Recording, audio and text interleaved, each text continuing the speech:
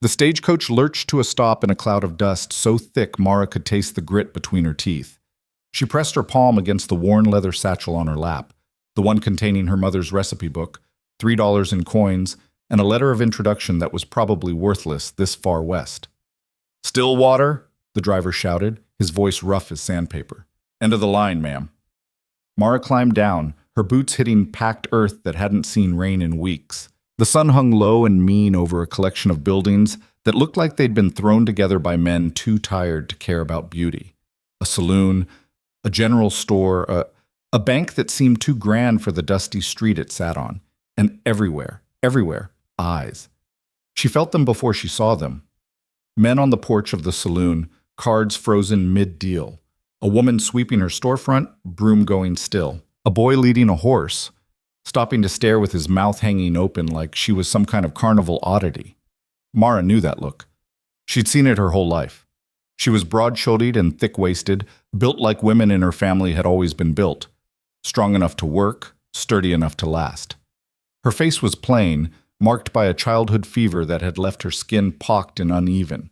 Her hair, dark and heavy, refused to curl no matter how she pinned it, so she'd stopped trying. She wore a simple gray dress, clean, but obviously mended. And she carried herself with the posture of someone who'd learned early that the world wouldn't give her anything she didn't take. The stagecoach driver dropped her trunk beside her with a thud that sent up another small explosion of dust. "Good luck to you, ma'am," he said, but there was something in his tone that suggested he didn't think luck would be enough. She watched him drive away, the dust settling around her like a dirty curtain closing. The general store seemed like the logical place to start. Mara picked up her trunk, heavier than it looked, packed with the cast-iron skillet her mother had given her, and enough dried herbs to stock a small kitchen, and walked toward the wooden steps. Inside, the store smelled like leather and tobacco and something sweetly medicinal. A man stood behind the counter, middle-aged and balding, with the kind of face that looked like it had forgotten how to smile years ago. "Help you?" he asked, not looking up from the ledger he was writing in. "I'm looking for the boarding house," Mara said. "The letter I received said there was one on Main Street." Now he looked up. His eyes traveled from her face down to her dress and back up again, and something shifted in his expression, something that made Mara's jaw tighten. "Boarding house burned down 3 months ago," he said. "Ain't been rebuilt." Mara's stomach dropped, but she kept her voice steady. "Is there another place? A hotel, maybe?" "Hotel's full up, cattle buyers in town." He went back to his ledger. "You might try asking around. Someone might have a spare room." It was a dismissal, clear as a slammed door. "Thank you," Mara said, though he'd given her nothing to be thankful for. Outside, the sun was sinking faster now, painting the sky in shades of orange and red that would have been beautiful if Mara hadn't been so focused on the knot of anxiety forming in her chest. She set her trunk down and pulled out the letter, the one from Mrs. Hewitt, the woman who was supposed to employ her as a cook. "Dear Miss Vance, your references from the Miller household in Kansas City speak highly of your culinary abilities. We are in need of a skilled cook for our establishment in Stillwater. Room and board will be provided. Please arrive by the first week of September." It was dated 4 months ago. The saloon seemed like the kind of place where people would know things, so Mara steeled herself and pushed through the swinging doors. The noise hit her first, men's voices, rough laughter, the clink of glasses. Then the smell, whiskey, sweat, and smoke. Every head turned. The piano player's hands actually stopped mid-song. "Well, well," someone said, and there was laughter in it, but not the kind that invited you to join in. "What do we have here?" Mara walked to the bar, her footsteps loud on the wooden floor. The bartender, a lean man with a scar running from his eyebrow to his cheek, stared at her like she'd grown a second head. "I'm looking for Mrs. Hewitt," Mara said. "I was told she runs a restaurant here." More laughter rippled through the room. The bartender glanced at the men behind her, then back at Mara. "Hewitt's been dead since June," he said flatly. "Cholera took half the town that month." The floor seemed to tilt under Mara's feet. Dead. The woman was dead. The job was gone. The room was gone.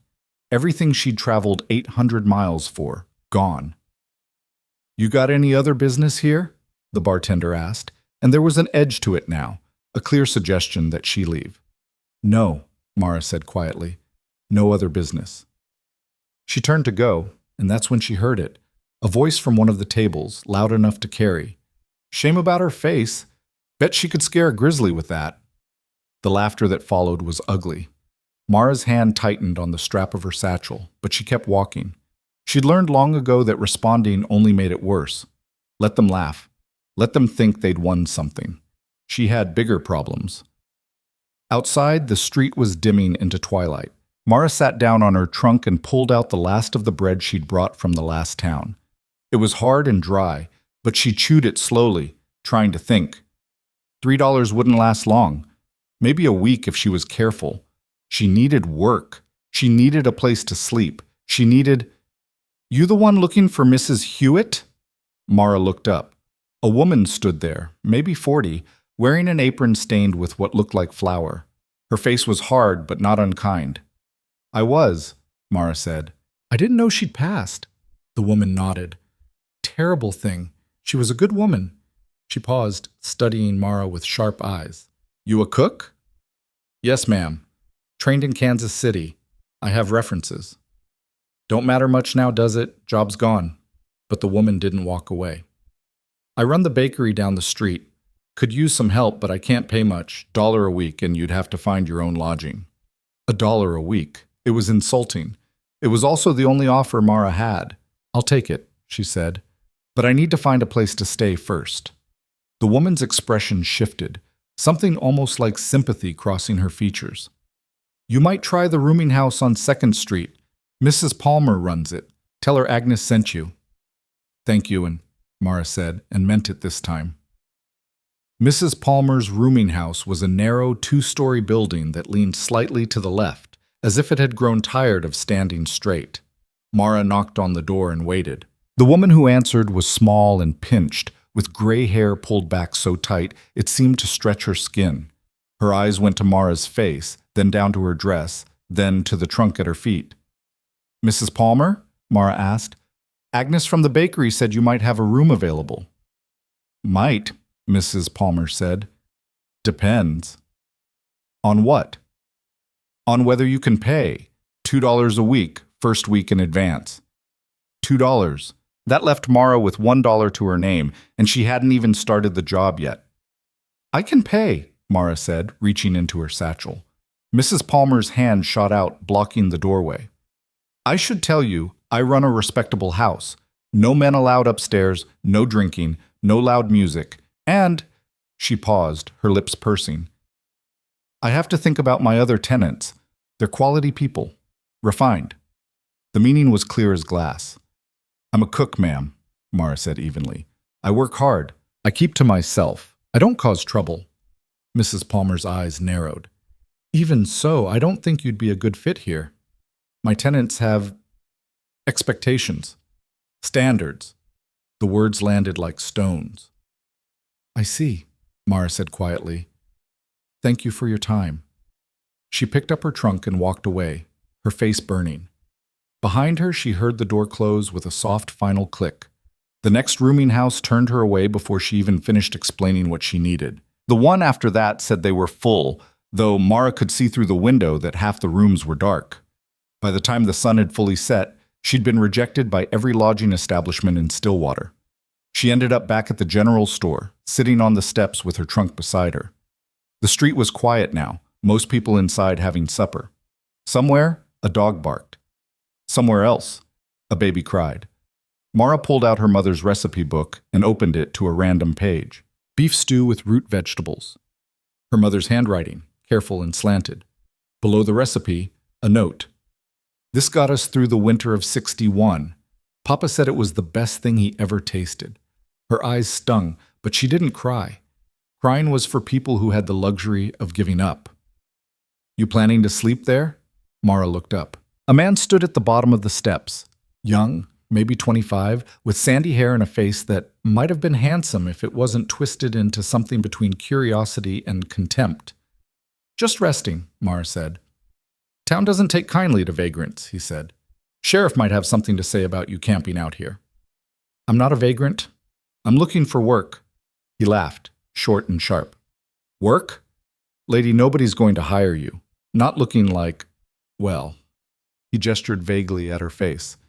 You know, the anger that had been building in Mara all day finally found its voice. No, she said, standing up. I don't know. Why don't you explain it to me? The man blinked, taken aback.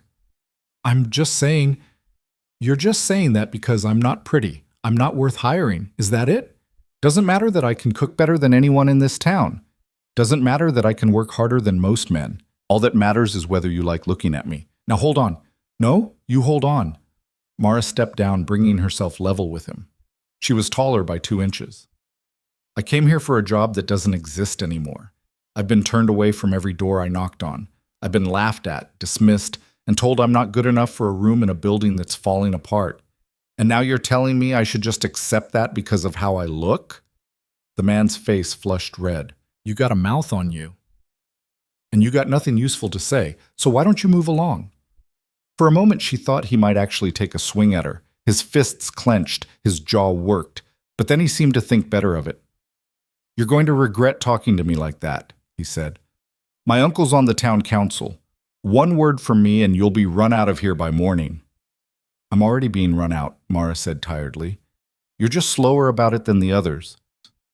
He left, muttering under his breath. Mara sat back down on the steps, her hands shaking now that the anger was fading into something colder and heavier. She couldn't stay here. The town had made that clear, but she couldn't leave either, not with only $1 to her name and no way to get anywhere else. The door of the general store opened behind her. The shopkeeper stepped out, a ring of keys in his hand. Still here? He asked. Just leaving, Mara said, though she had no idea where she was going. The man studied her for a long moment. Then he sighed, the kind of sigh that said he was about to do something he'd probably regret. There's a ranch about 5 miles north of here, he said. Hale's place. He's been looking for help. Cook, ranch hand, someone who can handle the work. Mara's heart jumped.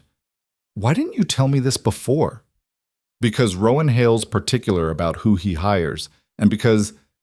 The shopkeeper hesitated. Because the walk they'll take you through rough country, and you'd be getting there after dark.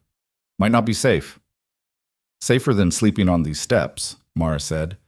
The shopkeeper nodded slowly. Fair point.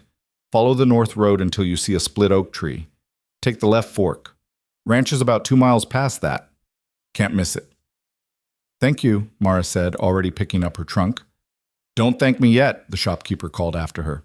Hale might send you right back. The north road was barely a road at all, more like a suggestion of where wheels had once passed. Mara's trunk seemed to gain weight with every step, her shoulder aching from the leather strap cutting into it. The sky above was black velvet scattered with stars so bright they almost hurt to look at, but they gave barely enough light to see the path. She walked through sagebrush and past rock formations that looked like giants' teeth in the darkness. Something rustled in the brush to her left and she froze, heart hammering. Probably just a rabbit. Probably. The split oak tree appeared like a ghost in the moonlight, its trunk cleaved down the middle by lightning or wind or time. Mara took the left fork. Her feet were blistering inside her boots. Her dress was soaked with sweat despite the cooling night air. Twice she had to stop and rest, setting the trunk down and rolling her shoulders until the burning subsided. Finally, she saw lights in the distance. A cluster of buildings, low and sprawling. The ranch. As she got closer, she could make out details. A main house, simple but well built. A barn, larger than any she'd seen. Corrals. A bunkhouse. Everything looked solid, functional, maintained by someone who cared about doing things right. Dogs started barking before she reached the main gate. Big dogs, from the sound of it. Mara stopped, suddenly aware of how she must look. Dusty, sweaty, wild-eyed, appearing out of the darkness like some kind of wandering ghost. The door of the main house opened and a man stepped out onto the porch. Even in the dim light from the windows behind him, Mara could see he was tall and broad-shouldered, holding what looked like a rifle. That's far enough, he called out. State your business. Mara's throat was so dry she could barely speak. My name is Mara Vance. I'm looking for Rowan Hale. I was told he might need a cook. A long silence. Then, who told you that? The man at the general store in Stillwater. Peterson sent you? The man sounded surprised. At this hour? I left town as soon as he told me. I didn't have anywhere else to go. Another silence, longer this time. Then the man lowered the rifle. Come up to the porch, he said. Slowly. Dogs won't bite unless I tell them to. Mara walked forward, every step feeling like a test she might fail.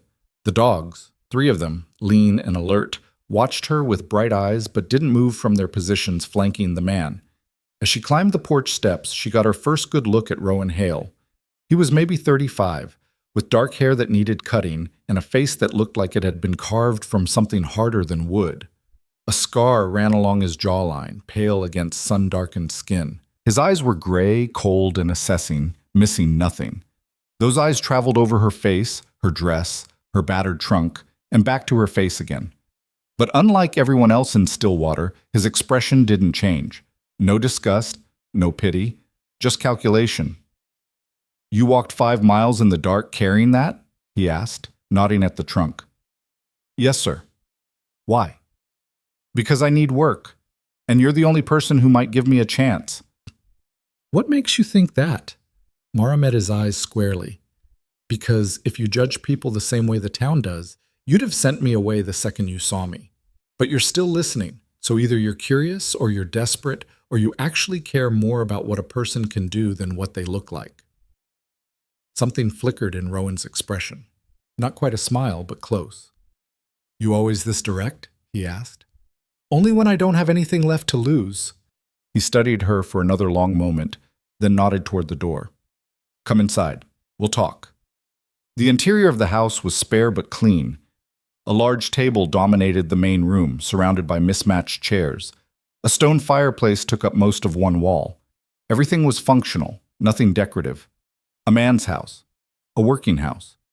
Rowan gestured for Mara to sit, then took a seat across from her. The lamp between them cast harsh shadows across his face. Tell me about your experience, he said. Mara straightened her spine. I trained under a professional cook in Kansas City for 3 years. Before that, I worked in my family's restaurant. I can prepare anything from basic trail food to formal dinners. I know how to manage supplies, plan meals for large groups, and work with whatever ingredients are available.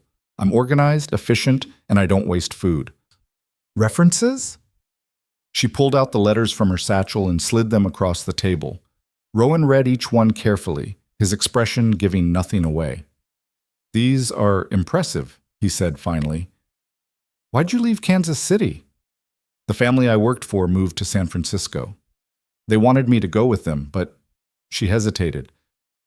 I wanted to stay closer to this part of the country. My mother's buried in Missouri. I like to visit her grave when I can. It was the truth, but not all of it. The whole truth was that San Francisco scared her. Too big, too crowded, too many people who'd look at her the way Stillwater had. At least out here, in the wide open country, she could work and be judged by what she did instead of how she looked. Rowan set the letters aside. I have 12 men working this ranch. They're hard workers, good men, but they eat like wolves and complain like children. My last cook quit 3 weeks ago, said he'd rather starve than deal with them anymore. What happened? Mara asked. They're particular. Some won't eat beef on Tuesdays, some won't eat pork at all. One claims he's allergic to onions, but I've seen him eat French onion soup. They want variety, but they also want comfort. They want fancy, but they also want familiar. He leaned back in his chair.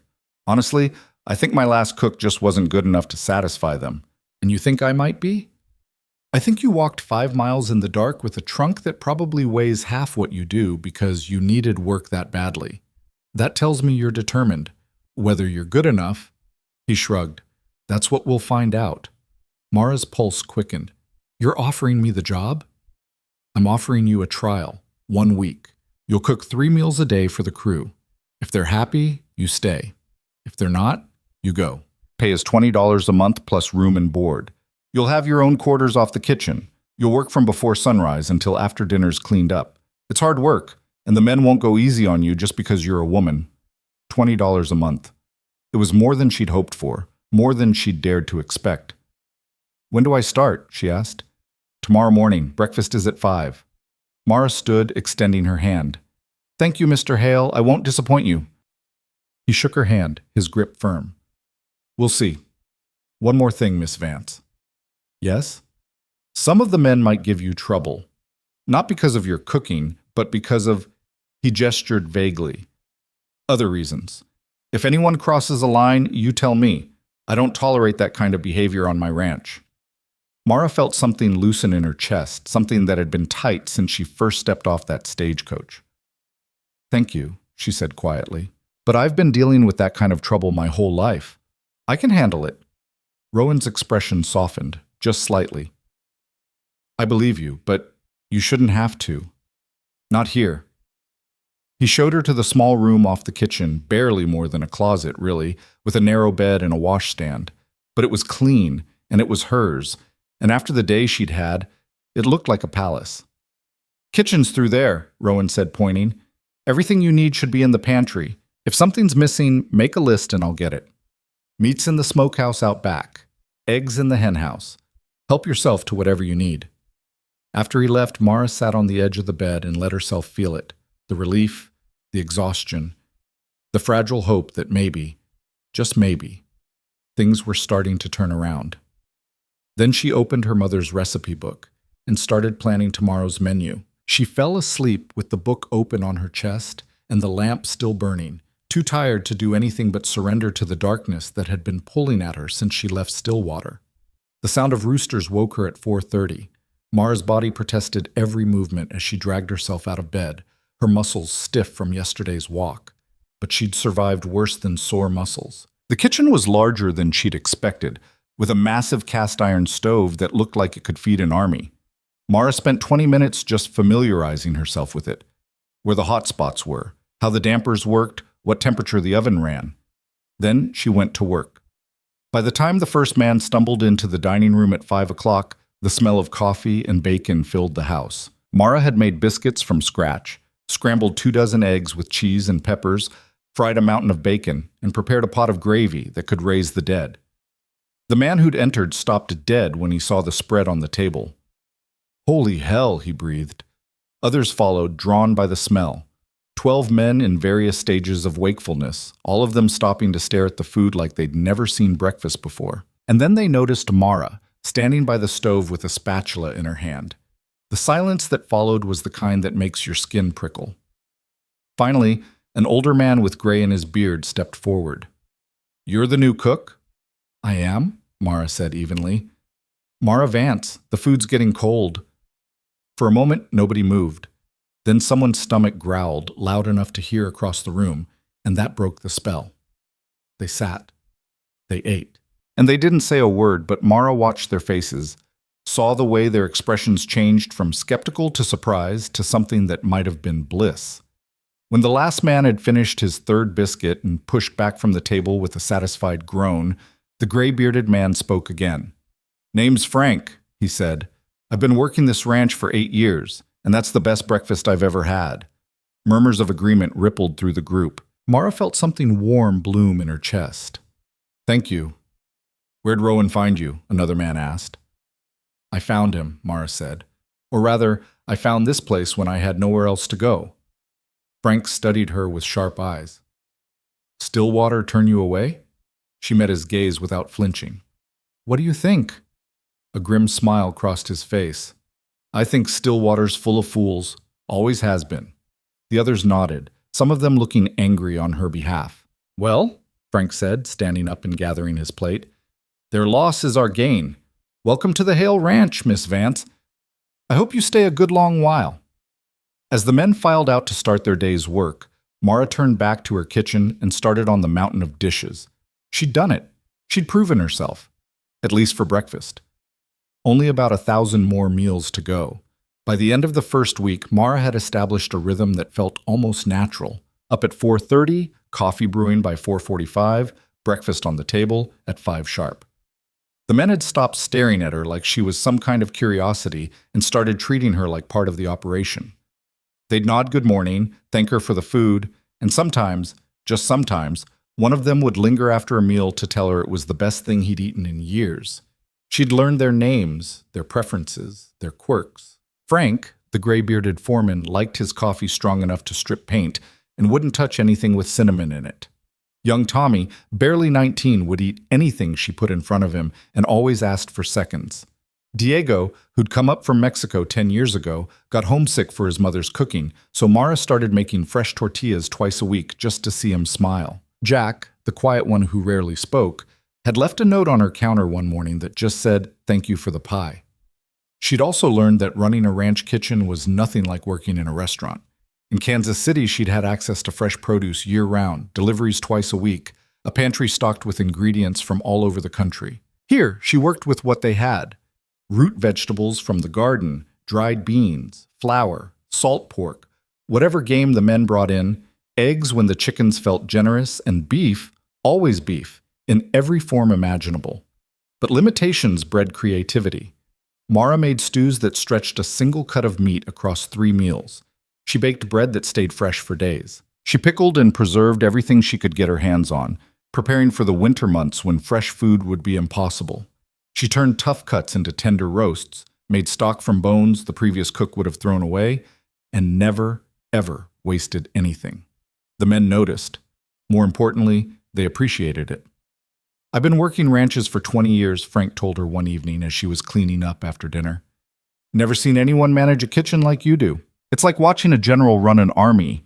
Mara laughed, scrubbing a pot. "That's one way to put it." "No, I'm serious." Frank leaned against the counter, his weathered face thoughtful. "You know what you're doing, and you don't waste motion. Every movement has a purpose. That's rare." "Had to be efficient in Kansas City," Mara said. "When you're feeding 50 people a night, you learn to make every second count." 50? Frank's eyebrows shot up. "Every night?" 5 nights a week, sometimes more during holidays. He shook his head slowly. "And you gave that up to come out here?" Mara paused, her hand stilling in the dishwater. "The family I worked for was moving. I could have gone with them, but..." She shrugged. "This felt right. Quieter, maybe. More honest." "Honest." Frank tasted the word. "Yeah, I suppose ranch work is honest. Either you do it or you don't. Either it works or it doesn't. No room for pretending." "Exactly," Mara said softly. Frank pushed off the counter. "Well, for what it's worth, I'm glad you're here. We all are." He paused at the doorway. Rowan's pleased too, though he'd probably cut out his tongue before saying so directly. After he left, Mara allowed herself a small smile. She'd made it through the trial week. Tomorrow, she'd ask Rowan about staying on permanently. But the next morning brought trouble. She was pulling biscuits from the oven when she heard raised voices from the dining room. Not the usual morning grumbling. This was different, sharper, angrier. Mara wiped her hands on her apron and pushed through the door. 2 men she'd never seen before stood by the table, still wearing their hats and trail dust. One was tall and thick-built, with a face that looked like it had been in too many fights. The other was younger, wiry, with cold eyes that swept over the room like he was taking inventory.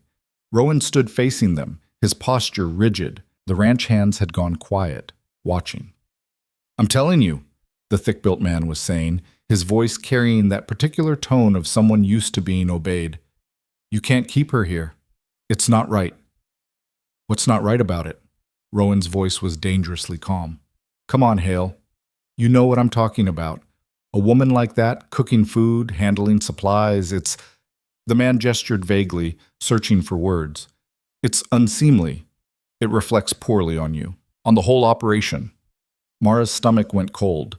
She knew exactly what this was about. "Who are you?" she asked, stepping forward. Both men turned to look at her. The thick-built one's lip curled slightly. "Name's Garrett. I'm on the town council in Stillwater. This is my associate, Mr. Pike." "And you rode 5 miles out here to tell Mr. Hale how to run his ranch?" Garrett's face darkened. "I rode out here because people in town are talking. They're saying Rowan hired some... Well, they're saying things that aren't good for business, for any of our businesses." "What kind of things?" Mara kept her voice level, though her hands wanted to shake. Pike, the younger one, spoke up. "They're saying he's desperate enough to hire anyone, that standards are slipping, that if a man can't even hire decent help, how can anyone trust him with cattle contracts?" The silence that followed was brittle enough to shatter. Then Frank laughed, a short, harsh sound. "That's horse shit and you know it." Watch your mouth, Garrett snapped. Or what? Frank stepped forward. You'll ride back to town and tell more lies? You'll spread more gossip like a bunch of old women? That's enough, Rowan said, but there was steel in his voice now. He turned to Garrett. Let me make something clear. I don't give a damn what people in Stillwater think about my hiring choices. Miss Vance is the best cook this ranch has ever had. She works harder than most men I know, and she's staying. You're making a mistake, Garrett said. That's my mistake to make. Is it? Pike interjected.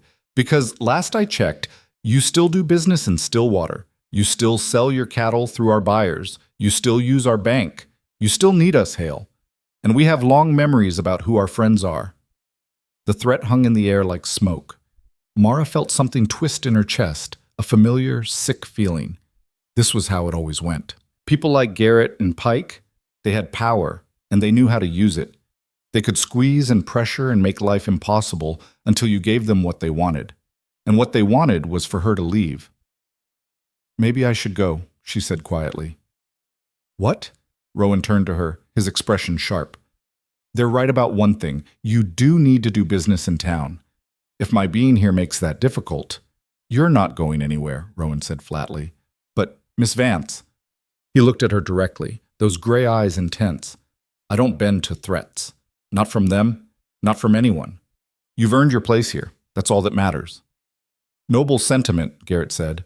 But when the bank decides your loans aren't worth renewing, when the cattle buyers find better ranches to work with, when your supplies start costing twice what they should, you'll change your tune. Get out, Rowan said. Now, Hale, get out of my house. Get off my property. And don't come back. Garrett's face went red. You're going to regret this. I doubt it. The two men left, but not before Pike shot one last look at Mara, cold and calculating, like he was memorizing her face for future reference. After they'd gone, the dining room stayed quiet. The men looked at Rowan, then at Mara, then at each other. Finally, Diego spoke up. Boss, you know they're going to make trouble. Let them try, Rowan said. I'm serious. Garrett's got influence. He can make things very difficult. I know what he can do. Rowan's jaw was tight. But I'll be damned if I'm going to fire someone who's doing excellent work just because small-minded bastards don't like how she looks. If that's what passes for business ethics in Stillwater, I'll do my business elsewhere. Frank grinned. That's what I wanted to hear. But Mara couldn't shake the dread settling in her stomach. She'd seen this before. Maybe not exactly like this, but close enough. Men with power didn't like being told no. They'd push back. And when they did, it would be ugly. The rest of the day passed in a blur. Mara cooked, cleaned, prepared, but her mind kept circling back to Garrett's threat. When the bank decides your loans aren't worth renewing. When supplies start costing twice what they should.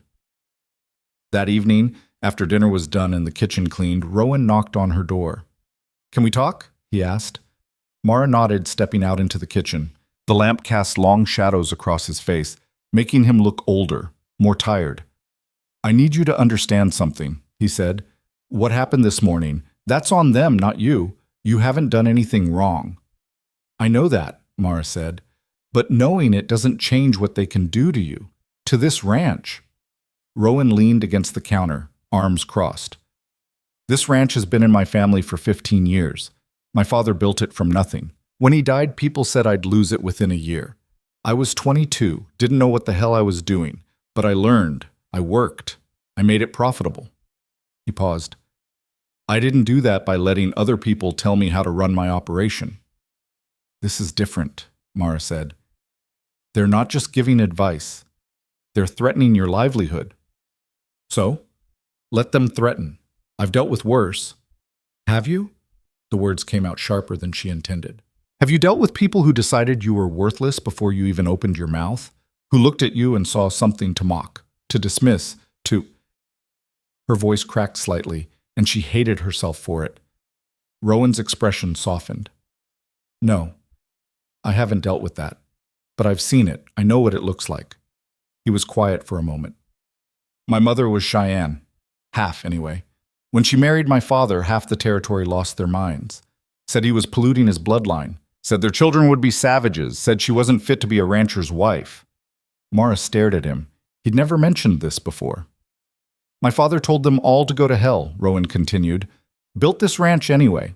Raised me and my sister anyway. Made a good life anyway. And when my mother died, kicked by a horse when I was 12, those same people who'd called her a savage showed up at the funeral talking about what a tragedy it was. My father threw them out. What happened to your father? Pneumonia, 5 years ago. Rowan's voice was flat. He was a stubborn bastard, wouldn't rest even when he was sick, kept working until he couldn't anymore. I'm sorry. Don't be. He lived exactly how he wanted, did exactly what he thought was right. Rowan met her eyes. That's what I'm doing now. I'm not going to fire you because Garrett doesn't like your face. If that costs me business, I'll find other business. If that costs me money, I'll make more money. But I won't compromise on this. Mara felt something tight in her chest loosen just slightly. Why? You barely know me. Because it's the right thing to do, Rowan said simply, and because you're damn good at your job. Those are the only 2 reasons I need. That night, lying in her narrow bed, Mara thought about what he'd said. She thought about his mother, facing down a territory full of prejudice. She thought about his father, choosing love over approval. She thought about Rowan himself, standing in that dining room and telling powerful men to leave his house. Maybe, just maybe, she'd found a place where she could stay. The trouble came faster than she expected. 3 days later, Frank returned from a supply run to Stillwater with his jaw clenched and his eyes hard. They doubled the prices, he told Rowan. Flour, sugar, salt, everything. Said it was due to shipping difficulties. The way he said it made clear he didn't believe a word. How much did you get? Rowan asked. Enough for maybe 3 weeks if we're careful. Rowan's expression didn't change, but Mara saw his hands tighten on the edge of the table. We'll make it work. Boss, this is... I know what it is. We'll deal with it. But dealing with it meant adjustments. Mara started stretching ingredients further, using less flour and more cornmeal, cutting back on sugar except where absolutely necessary. The men noticed but didn't complain. They understood what was happening. A week later, the cattle buyer who usually worked with the ranch sent word that he'd found a different supplier. No explanation, just gone. Then the bank sent a letter saying they needed to review the ranch's loan terms. Garrett was making good on his threat. The men started talking among themselves, quiet conversations that stopped when Mara walked into a room. She knew what they were discussing. Should Rowan give in? Should she leave? Was it worth fighting this battle? It came to a head on a Tuesday evening. Mara was preparing dinner when she heard boots on the porch. Too many boots, too heavy. She stepped into the dining room to find 6 of the ranch hands standing there, hats in hands, looking uncomfortable. Diego stepped forward. He wouldn't meet her eyes. Miss Vance, we need to talk to you. Her heart sank. All right, we've been thinking, he continued, the words coming slowly like he was pulling them out with pliers. About the situation, with the town, with the supplies and the buyers and everything. I know, Mara said quietly. You want me to leave. No, Tommy blurted out. That's not... We don't want that. Then what? Frank spoke up. We want you to know that we're with you. All of us. Whatever happens, whatever those bastards in town try to do, we're not going to let them push you out. Mara blinked, thrown. What? We talked to Rowan, Frank continued. Told him we'd take pay cuts if necessary. Told him we'd ride into town and set some people straight if it came to that. Told him, well, we told him a lot of things. Point is, you're one of us now, and we take care of our own. The other men nodded, some of them looking fierce, others just determined. Mara felt her throat go tight. You'd take pay cuts for me? Hell, I'd work for free if it meant keeping your cooking, Jack said, and several men laughed, breaking the tension. We're serious, though, Diego said. You're the best thing that's happened to this ranch in years. We're not losing you because some pencil pushers in town have small minds and big mouths. Mara had to turn away for a moment, blinking hard. When she could speak again, her voice was rough. Thank you. All of you. It means more than I can say. So you'll stay? Tommy asked hopefully. If Rowan will still have me. He will, Frank said with absolute certainty. Trust me on that. But the next morning brought news that made even Frank's confidence waver. A rider came from town with a message.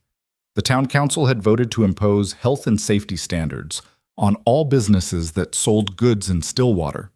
Any ranch wanting to sell cattle or supplies had to be inspected and approved. The inspection would cost $50 and take up to 2 months to complete. It was bureaucratic warfare designed to strangle the ranch slowly. Rowan read the letter twice, his face expressionless. Then he folded it carefully and set it on the table. "Well," he said, "I guess we're not selling in Stillwater anymore." "Boss," Frank said carefully, "Stillwater's the only town within 50 miles. The next market is—" "I know where the next market is," Rowan interrupted. "We'll drive the herd there. It'll take longer and cost more, but we'll do it." "That's a 3-day drive each way," Diego pointed out, "through rough country." "Then we'd better start preparing." The men exchanged glances. This was serious. A 3-day cattle drive meant leaving the ranch understaffed, meant risking the herd to weather and predators, meant spending money they didn't have on supplies for the trail. But nobody argued. They just nodded and started making plans. Mara stood in the kitchen doorway, watching this unfold, and felt the weight of it pressing down on her shoulders. All of this, the financial pressure, the lost contracts, the extra work and risk, all of it because Rowan refused to fire her. That afternoon, she found him in the barn, checking over saddles and gear for the upcoming drive. "You should let me go," she said without preamble. Rowan didn't look up. "No. You're going to lose everything." "Maybe. Doesn't that bother you?" Now he did look up, his gray eyes steady. "Of course it bothers me. I'm not stupid. I know what we're up against. But you want to know what would bother me more? Giving in. Telling Garrett and his cronies that they were right. Proving that money and pressure can make a man abandon his principles." He went back to checking the saddle. "I'd rather lose the ranch than live with that." "You can't mean that." "I do." He straightened, facing her fully. "My father taught me something, Miss Vance. He said there are 2 kinds of failure. There's the failure that comes from trying your best and coming up short. That's just life. And there's no shame in it. Then there's the failure that comes from not trying at all because you're afraid. That's the kind that hollows you out from the inside, makes you a coward." His jaw tightened. "I won't be that kind of failure." Mara stared at him. In Kansas City, she'd worked for good people, kind people. But she'd never worked for anyone who'd risk everything for a principle, especially not a principle that involved protecting someone like her. "I don't know what to say," she admitted. "Don't say anything. Just keep doing what you're doing, keep cooking, keep running the kitchen. Let me worry about the rest." But Mara couldn't just let it go. That night, alone in her room, she pulled out her mother's recipe book and a piece of paper. She started making a list of ways to reduce costs, stretch supplies, make the ranch more efficient. If Rowan was going to fight for her, she'd fight twice as hard to make sure he didn't regret it. The cattle drive left 2 days later. Rowan and 6 men headed out at dawn, driving 200 head toward a market 3 days north. They'd be gone at least a week. Frank stayed behind to manage the ranch with the remaining crew. Before Rowan left, he pulled Mara aside. "Keep an eye on things," he said. "Frank's in charge, but if anything happens, anything at all, you use your judgment." "What could happen?" Mara asked. "I don't know. That's what worries me." He glanced toward the road that led to Stillwater. "Garrett doesn't strike me as someone who gives up easily. He pushed us out of the town market. He might try something else." "Like what?" "If I knew that, I'd be prepared for it." Rowan adjusted his hat. "Just be careful. Trust your instincts. And don't let anyone push you around." He rode out, and Mara watched until the dust cloud disappeared over the horizon. The first 2 days passed quietly. Mara cooked for the reduced crew, managed the kitchen, even helped with some of the outdoor work when an extra pair of hands was needed. The rhythm of the ranch felt different with half the men gone. Quieter, but also more tense, like everyone was waiting for something to happen. On the 3rd day, something did. Mara was in the kitchen, preparing lunch, when she heard horses approaching. Too many horses. She wiped her hands on her apron and stepped out onto the porch. 7 men on horseback sat in the yard. She recognized Garrett and Pike immediately. The others were strangers, but they had that look. Hired muscle. Men who got paid to intimidate. Frank emerged from the barn, his hand resting casually on the pistol at his hip. The other ranch hands spread out behind him, not overtly threatening, but clearly ready. We're not looking for trouble, Garrett called out. Just want to talk to Miss Vance. About what? Frank's voice was flat. Private business. Anything you have to say to her, you can say in front of us. Garrett smiled, but there was no warmth in it. All right then. Miss Vance, we're prepared to offer you $200 to leave this ranch and this territory. That's more money than you'd make in a year working here. Take it and go somewhere you'd be more appreciated. $200. It was a fortune. It was enough to start over anywhere she wanted, to buy a small business, to live comfortably for 2 years or more. It was also blood money. No, Mara said. You haven't even thought about it. I don't need to think about it. The answer's no. Pike urged his horse forward a few steps. Be reasonable. You're causing problems. Problems that can go away if you just take the money and leave. Everyone wins. Everyone except me, Mara said, and Mr. Hale, who'd be learning that standing up for what's right gets you nothing but grief. And these men, who'd learned that loyalty doesn't matter when money's involved. She shook her head. No, I'm not leaving. You're making a mistake, Garrett said, his voice hardening. That seems to be my specialty lately. One of the hired men snickered, then quickly silenced himself when Garrett shot him a look. Fine, Garrett said. We tried doing this the easy way, remember that. He wheeled his horse around and the others followed, riding out in a cloud of dust and implied threats. After they were gone, Frank let out a long breath. Well, that could have gone worse. Could it? Mara asked. Because I'm pretty sure they just threatened us. They did. Question is, what are they going to do about it? They didn't have to wait long to find out. That night, someone cut the fence on the north pasture. 20 head of cattle wandered out before anyone noticed. It took most of the next day to round them up. The day after that, someone poisoned the well near the south field. They caught it before anyone drank from it, but it meant hauling water from the main well for all the stock in that area, backbreaking work that ate up hours. Then someone started a brush fire on the eastern boundary. The crew managed to contain it before it reached any structures, but it was a close thing. Frank sent a man to find the sheriff, but the sheriff was unavailable, according to his deputy. Wasn't expected back for at least a week. Very sorry. Nothing could be done. The ranch hands were exhausted, working around the clock to deal with one crisis after another. Mara did what she could, keeping them fed, making sure they had coffee and energy even when they dragged themselves in after midnight. On the 5th day, Tommy rode back from checking the fence line with blood on his shirt. Someone shot at me, he said, his face pale. I was riding along the creek, and a bullet went right past my head, hit a tree not 2 feet away. That was the line. Property damage was one thing. Trying to kill someone was something else entirely. Frank's face went hard as stone. That's it. We're going into town. Rowan said to stay here, Mara reminded him. Rowan didn't know they'd start shooting at us. This has gone too far. Frank looked at the other men. Who's with me? Every hand went up. No, Mara said. You can't leave the ranch undefended. That's probably what they want, to draw you away so they can do real damage. She's right, Diego said reluctantly. We leave. They could burn the whole place down. So what do we do? Tommy asked. Just sit here and take it? Mara thought fast. We need proof. Real proof, not just suspicions. If we can catch someone in the act, get evidence that it's Garrett or his people, then we have something to work with. How do we do that? Frank asked. We set a trap. They spent the rest of the day making preparations. That night, they made a show of everyone going to bed early, exhausted from the recent attacks. The bunkhouse went dark. The main house went dark, but 6 men were actually hiding in the barn, watching the approaches to the ranch, waiting. Mara waited with them, despite Frank's protests. She'd insisted. This was her fight as much as anyone's. Midnight came and went. 1 o'clock, 2 o'clock. Then, around 3, they saw movement. 2 figures on foot carrying something. The men tensed, ready to spring out. But Frank held up a hand.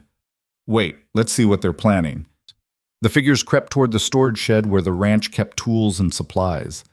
One of them produced a can, kerosene probably, and started splashing it against the wooden wall. Now, Frank whispered. They burst from the barn, catching the 2 men completely by surprise. One tried to run and got tackled by Tommy. The other froze, the kerosene can still in his hand. In the lamplight, Mara recognized one of them. He'd been with Garrett that day in the yard. Well, well, Frank said grimly. Looks like we caught ourselves some arsonist. The man with the kerosene can dropped it and raised his hands. We weren't going to... Going to what? Burn down our shed? Destroy our supplies? Frank's voice was dangerously quiet. You were aiming to hurt us. Maybe kill us if anyone had been sleeping nearby. Garrett said what? The man clamped his mouth shut, realizing he'd already said too much. Diego had found a rope and was tying up both prisoners. What do we do with them? He asked. We wait for Rowan, Frank decided. Keep them in the barn. Guard them. When the boss gets back, we'll figure out what comes next. Rowan returned the next afternoon with the drovers, tired and dusty but successful. They'd sold the herd for a fair price, not as much as they'd have gotten in Stillwater, but enough to keep the ranch running. His expression when Frank explained what had been happening went from exhaustion to fury in about 3 seconds. They shot at Tommy? Yes, sir. And these two were about to burn down the shed? Caught them red-handed. They admitted Garrett sent them. Rowan looked at the two prisoners who were sitting in the barn under guard, looking significantly less confident than they had a few hours ago. Here's what's going to happen, Rowan said, his voice cold enough to freeze water. Tomorrow morning we're all riding into Stillwater. We're bringing these two with us. We're going to the sheriff, and we're going to the town council, and we're going to make this very public. If they want to fight, they're going to get one. But it's going to be in daylight, in front of witnesses, where everyone can see exactly who's doing what. Boss, Frank said carefully, they have power in that town. Sheriff's in their pocket. The council is their people. I don't care. Rowan's jaw was set. I'm done playing defense. We're taking this fight to them. Mara stepped forward. Let me come with you. No, it's too dangerous. It's my fight, Mara said firmly. It started because of me. I should be there when it ends. Rowan studied her for a long moment. Then slowly, he nodded. All right, but you stay close to me. If anything starts to go wrong, you listen to what I say. Understood? Understood. That night, the ranch felt different. Not tense anymore, but coiled, ready. The men cleaned their weapons, checked their gear, prepared for whatever tomorrow might bring. They weren't looking for violence, but they weren't going to shy away from it either. Mara lay in her bed, staring at the ceiling, and wondered what kind of courage it took to ride into a hostile town and demand justice. She was about to find out.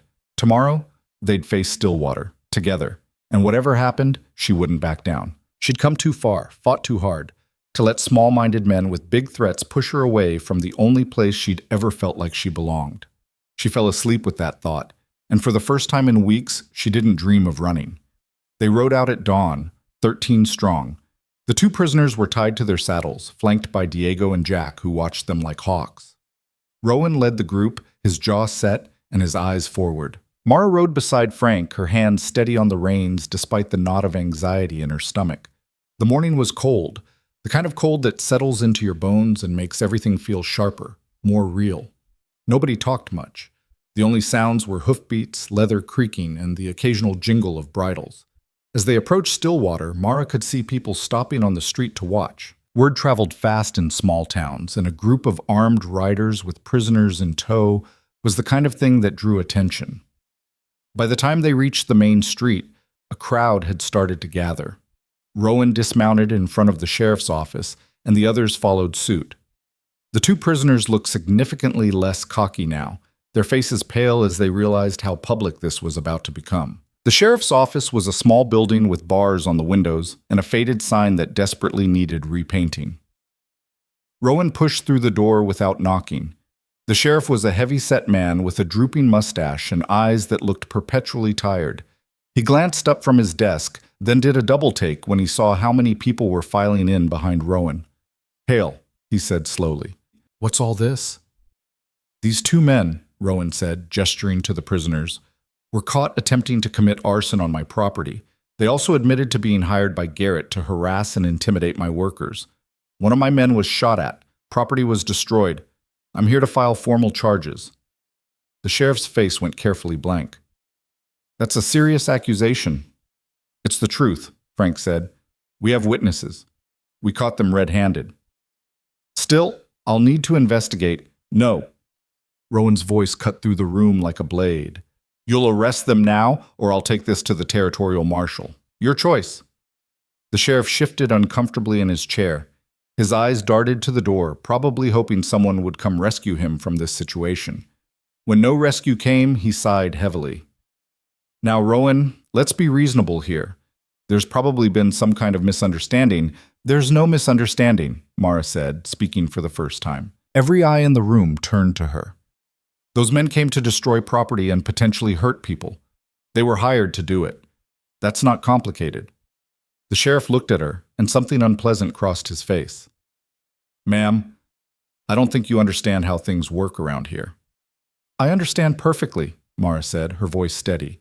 "You're afraid of Garrett because he has money and influence. So you're going to pretend this didn't happen, or find some way to make it our fault. That's how corruption works." The word hung in the air like a gunshot. The sheriff's face went red. "Now you listen here." "No, you listen." Rowan stepped forward. "Either you do your job and arrest these men, or I'm walking out of here and going straight to the telegraph office. I'll contact the territorial authorities. I'll contact the newspapers in Denver. And I'll make very sure everyone knows that the sheriff of Stillwater refused to arrest men caught committing arson because they were working for his political allies."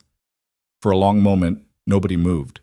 Then the sheriff stood up slowly, like each movement pained him. "Fine," he said. "I'll hold them until we can sort this out. But Garrett's going to have questions." "I'm sure he will," Rowan said. "Where is he?" "Town hall, probably. Council meeting today?"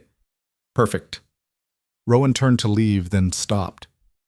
"Sheriff, if anything happens to those prisoners while they're in your custody, if they escape, if they get hurt, if they suddenly decide to change their story, I will hold you personally responsible. We clear?"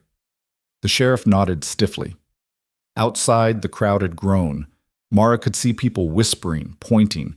Some faces were curious, some hostile, some carefully neutral.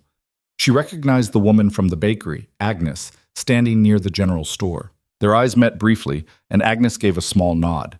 Not quite approval, but acknowledgement at least. The town hall was a 2-story brick building that tried to look more important than it actually was. Rowan walked up the steps with the kind of confidence that came from being in the right, and pushed open the heavy wooden doors. Inside, 6 men sat around a large table. Garrett was at the head mid-sentence when they entered. He stopped talking, his mouth hanging open slightly. "Gentlemen," Rowan said, "sorry to interrupt." "What the hell do you think you're doing?" Garrett recovered quickly, his face flushing with anger. "This is a closed meeting." "Town council meetings are public record," Frank said from behind Rowan. "Says so in the territorial charter." Garrett's jaw clenched. "State your business and leave." "My business," Rowan said, walking further into the room, "is that you hired men to destroy my property and threaten my workers. Those men are now in the sheriff's custody. I'm here to inform you that any further attempts at intimidation, sabotage, or violence will be met with legal action. I will pursue this through every court in the territory if I have to." One of the other council members, a thin man with wire-rimmed glasses, cleared his throat. "Mr. Hale, I think there's been some kind of misunderstanding. Mr. Garrett would never—" "Don't," Rowan interrupted. "Don't insult my intelligence by pretending you don't know what's been happening. Everyone in this room knows exactly what's been going on." Pike, sitting to Garrett's right, leaned back in his chair. "Even if what you're saying is true, and I'm not admitting it is, what makes you think anyone cares? You're one ranch. We're the town council. Who do you think has more credibility?" "Right now?" Rowan smiled, but there was no humor in it. "Neither of us.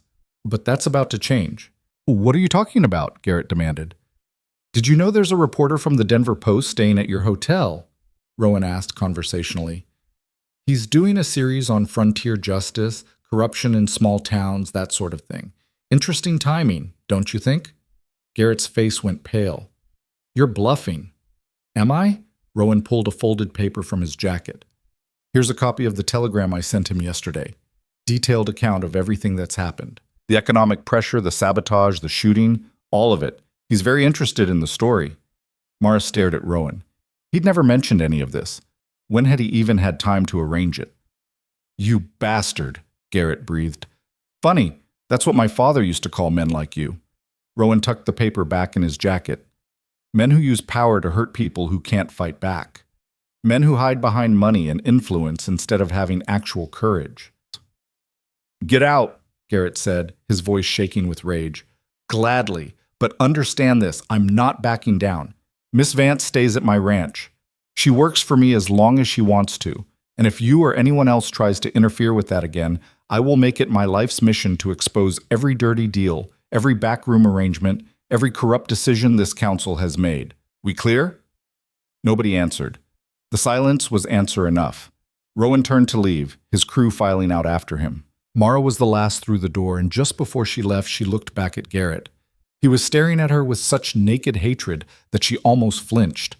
But she held his gaze for a 3 count, then turned and walked out with her head high. Outside, the crowd had grown even larger. Someone shouted a question, but Rowan ignored it, mounting his horse with efficient movements. The crew followed suit, but before they could leave, a voice called out, "Wait!" Agnes pushed through the crowd, slightly out of breath. "Mr. Hale, a word?" Rowan paused. "Ma'am?" Agnes looked at Mara, then back to Rowan. "I just wanted to say that what you're doing, standing up to them, it matters. There are people in this town who are tired of being pushed around by Garrett and his cronies. We're just scared to speak up." "Then speak up," Frank said. "Safety in numbers." Agnes shook her head sadly. "Easy to say when you don't have a business they can destroy on a whim, when you don't have a family depending on you." She paused. "But I want you to know, some of us are paying attention. Some of us care." "Thank you," Mara said quietly. They rode out of town at a measured pace, not hurrying, but not lingering either. Once they were clear of the buildings and back on open road, Tommy let out a long breath. "Boss, that was either the bravest thing I've ever seen or the craziest." "Probably both," Rowan admitted, "but it needed doing." "Is there really a reporter?" Diego asked. "There is now," Rowan said. "I sent the telegram this morning before we left. Whether he actually shows up is another question." Frank laughed, sharp and surprised. "You were bluffing?" "Educated guess. I knew there was a traveling reporter in the area. Heard it from the last cattle buyer. Figured it was worth a shot." Rowan glanced back at the town, now shrinking behind them. Even if he doesn't come, Garrett doesn't know that. He'll be looking over his shoulder now, wondering what might come out. Mara found herself smiling despite everything. "You're a hell of a gambler, Mr. Hale." "I prefer to think of it as tactical optimism." They were halfway back to the ranch when Frank suddenly held up a hand. "Hold up." Everyone reined in. Frank was staring at something ahead on the road, a figure on horseback, riding toward them. As the figure got closer, Mara recognized him. The young man who'd told her she'd never find work, the one whose uncle was on the council. He pulled up about 20 feet away, his horse dancing nervously. "Mr. Hale," he called out, "I need to talk to you." "Make it quick," Rowan said, his hand resting casually near his rifle. The young man licked his lips nervously. "My uncle, Garrett. He's planning something. I thought you should know." "Why would you tell us that?" Frank asked suspiciously. "Because I'm sick of what he's doing. What they're all doing." The young man's voice shook slightly. "I work at the bank. I see the books. I know about the loans they refuse to people they don't like, the businesses they've squeezed out. I know about the bribes and the kickbacks and all of it." He paused. "I'm supposed to be part of it someday. Take over my uncle's position. But I don't want that. I don't want to be like him." "So what's he planning?" Rowan asked. "There's a Cattle Buyers Association meeting in 2 weeks. They're going to propose new standards for ranches, regulations that will be expensive to implement. Conveniently, most ranches will fail except the ones Garrett and his partners own." The young man met Rowan's eyes. "They're trying to consolidate power, drive out competition. Your ranch is just the first target." Mara felt cold. "How many ranches?" "At least 5. Maybe more." "Anyone who doesn't play along." Frank swore under his breath. "That's bigger than we thought." "What's your name?" Rowan asked. "Ben. Ben Carter." "Why are you really telling us this, Ben?" Ben was quiet for a moment. "Because when Miss Vance stood up to me that night, when she called me out for being cruel, she was right. I've been going along with things I know are wrong just because it was easier. Because I was scared of being on the outside." He looked at Mara. "I'm sorry for what I said to you. You didn't deserve that." Mara studied him, this boy who'd been so ready to hurt her with words. He looked different now. Younger. More uncertain. "Thank you," she said finally. "For the apology and the warning." Ben nodded. "There's one more thing. The competition." "What competition?" Rowan asked. "The town's hosting a cooking competition in 10 days. Winner gets a prize and recognition. It's supposed to be a big event, bring in people from surrounding areas." Ben hesitated. "Garrett's wife is entering. She's never cooked a day in her life, has staff do everything, but she's entering because she knows she'll win. The judges are all council members or their friends." "What's your point?" Frank asked. "My point is, if Miss Vance entered and won, really won, based on skill, it would embarrass Garrett publicly, make him look foolish. And more importantly, it would show people that the system's rigged, might make folks start asking questions about what else is rigged." Mara's heart started beating faster. A public competition, a chance to prove herself in front of the entire town. It was risky, possibly humiliating, but also. "I'll do it," she said. "Mara," Rowan started. "I'll do it," she repeated firmly. "If they want to judge me, let them judge my cooking. Let them see what I can actually do, not what they think I can do." Rowan looked at her for a long moment, then he nodded slowly. "All right, if you're sure." "I'm sure." Ben smiled slightly. "I'll make sure you're registered. Good luck, Miss Vance." He rode off, leaving them sitting in the road. Tommy broke the silence first. "Well, this day just keeps getting more interesting." They made it back to the ranch without further incident. That evening, over dinner, Mara told the crew about her decision to enter the competition. The men had mixed reactions. Jack thought it was brilliant. Tommy was worried about what might happen if things went wrong. Diego thought she should be careful, but supported her if that's what she wanted. Frank was the most vocal. "It's a trap. They'll sabotage you somehow. Bad ingredients, broken equipment, biased judges, something." "Probably," Mara agreed, "but I'm doing it anyway." "Why?" Frank demanded. "What's the point of walking into a rigged game?" "Because sometimes you have to," Mara said. "Sometimes you have to stand up and say, 'Judge me fairly,' even when you know they won't. Because if you don't, they win by default." She looked around the table at these men who'd become her friends, her family. "You all stood up for me. Rowan risked his ranch for me. The least I can do is risk some embarrassment." "It's more than embarrassment if they try to hurt you," Jack said quietly. "They won't hurt me in front of a crowd," Mara said, more confidently than she felt. "They care too much about appearances for that."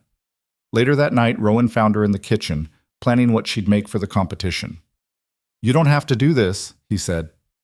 "I know. They're going to make it as difficult as possible." "I know that too." He pulled out a chair and sat down. "When I was a kid, my mother used to tell me stories about her grandmother. She was Cheyenne, full-blooded, and she married a white trader against her family's wishes. Both sides hated the match. Both sides made their lives hell." He paused. "My mother said her grandmother used to say that the only way to change minds was to make them see you as human, not as a category or a threat, but as a person." "Did it work?" Mara asked. "Eventually. Took years.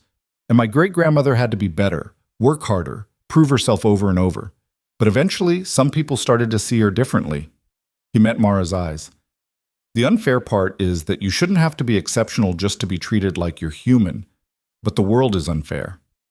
"I know," Mara said softly.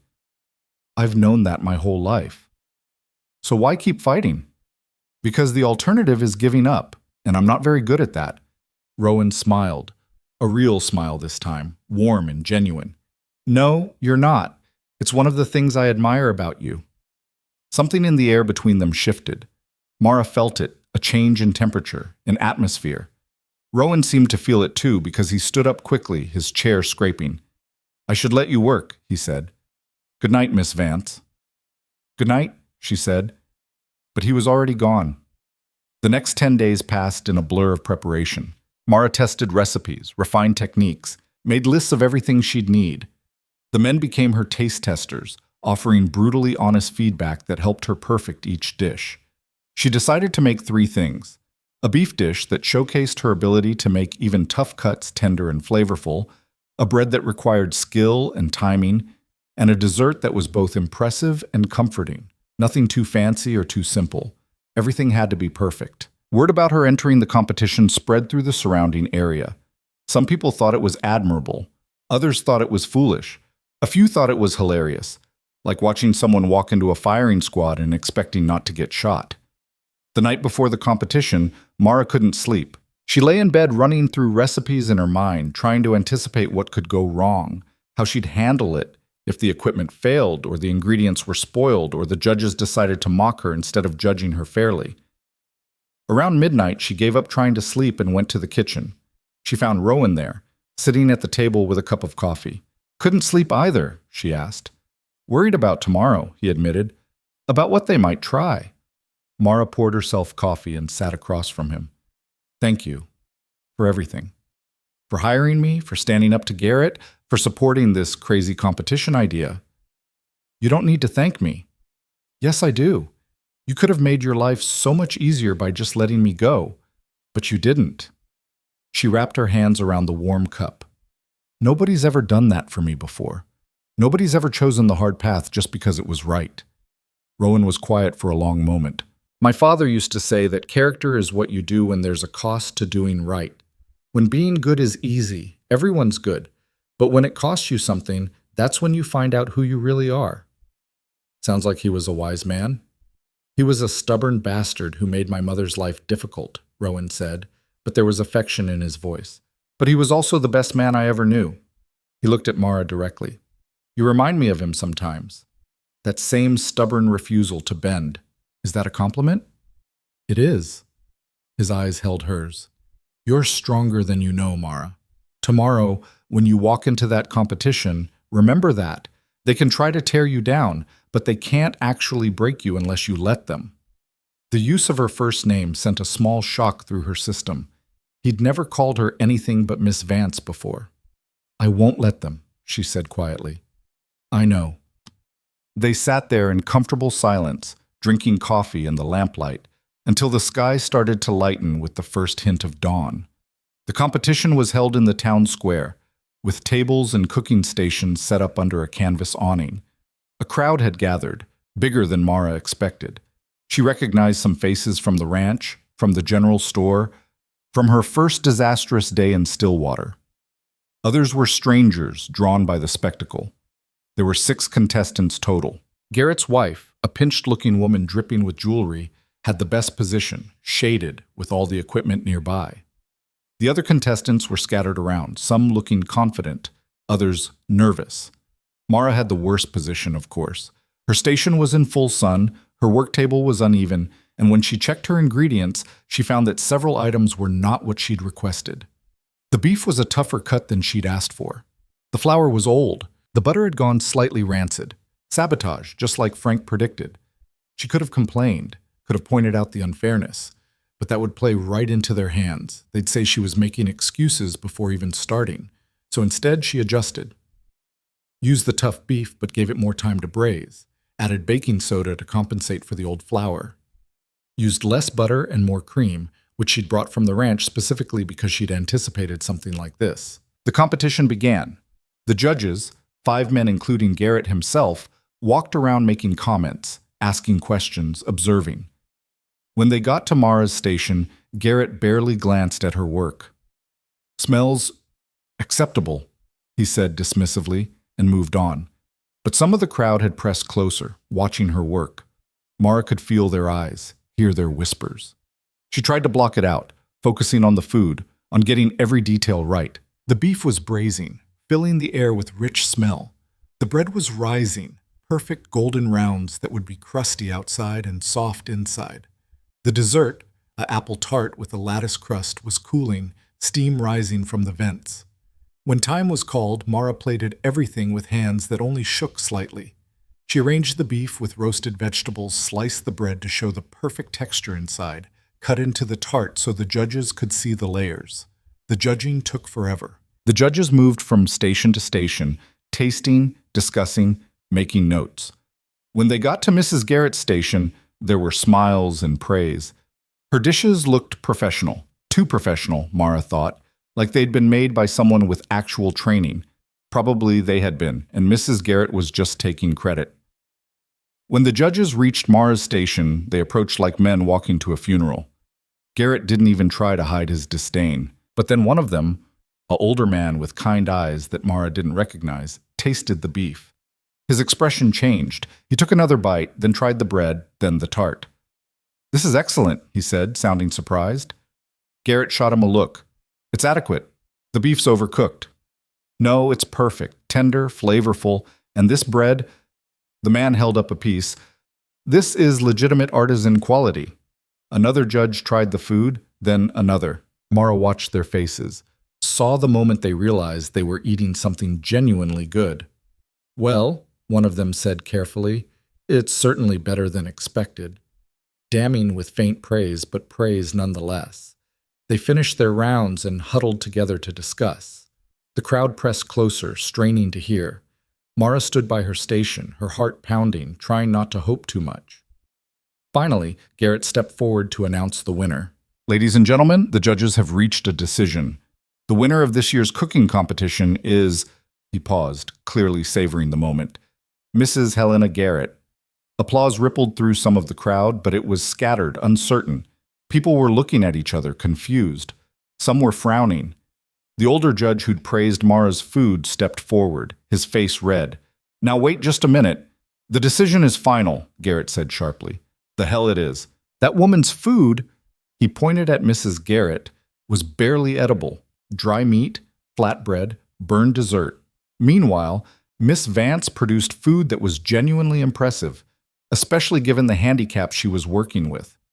Another judge nodded. "He's right. This is ridiculous." "The majority has voted," Garrett said, but his voice had lost some of its confidence. "What majority?" the older judge demanded. "Show us the votes." Garrett's face went purple. "The decision stands. Mrs. Garrett wins." But the crowd wasn't having it. Someone shouted, "Rigged." Others picked up the cry. People who'd actually tried to taste the food, vendors, other contestants, audience members who'd been given samples, they all knew the truth. Agnes pushed through the crowd.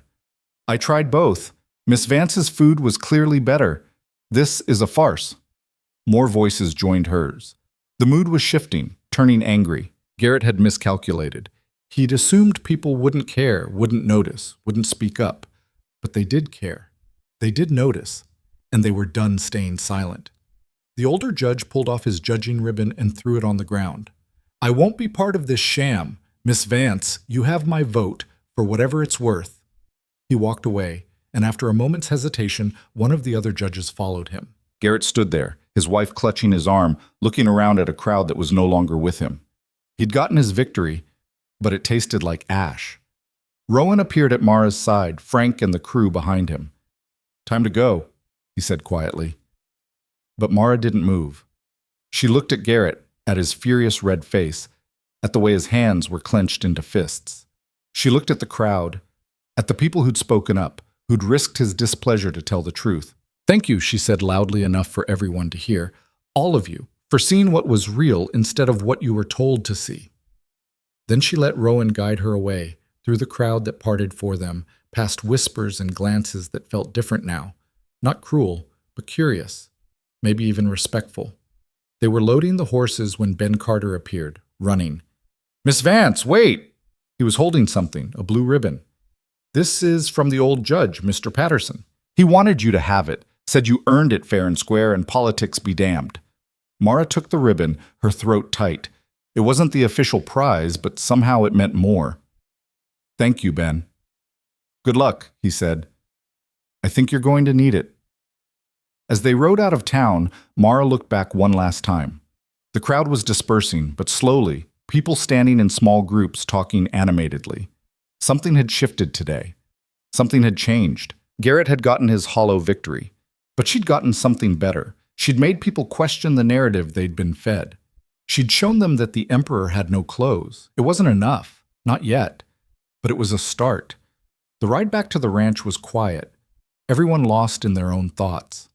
Mara clutched the blue ribbon, thinking about everything that had happened, everything still to come. They were halfway home when Frank suddenly reined in his horse, staring at the horizon. "What the hell?" Dark clouds were rolling in from the west, moving fast. Too fast. and underneath them the sky had gone a sick yellow-green color. "Storm's coming," Diego said unnecessarily. But this wasn't just a storm.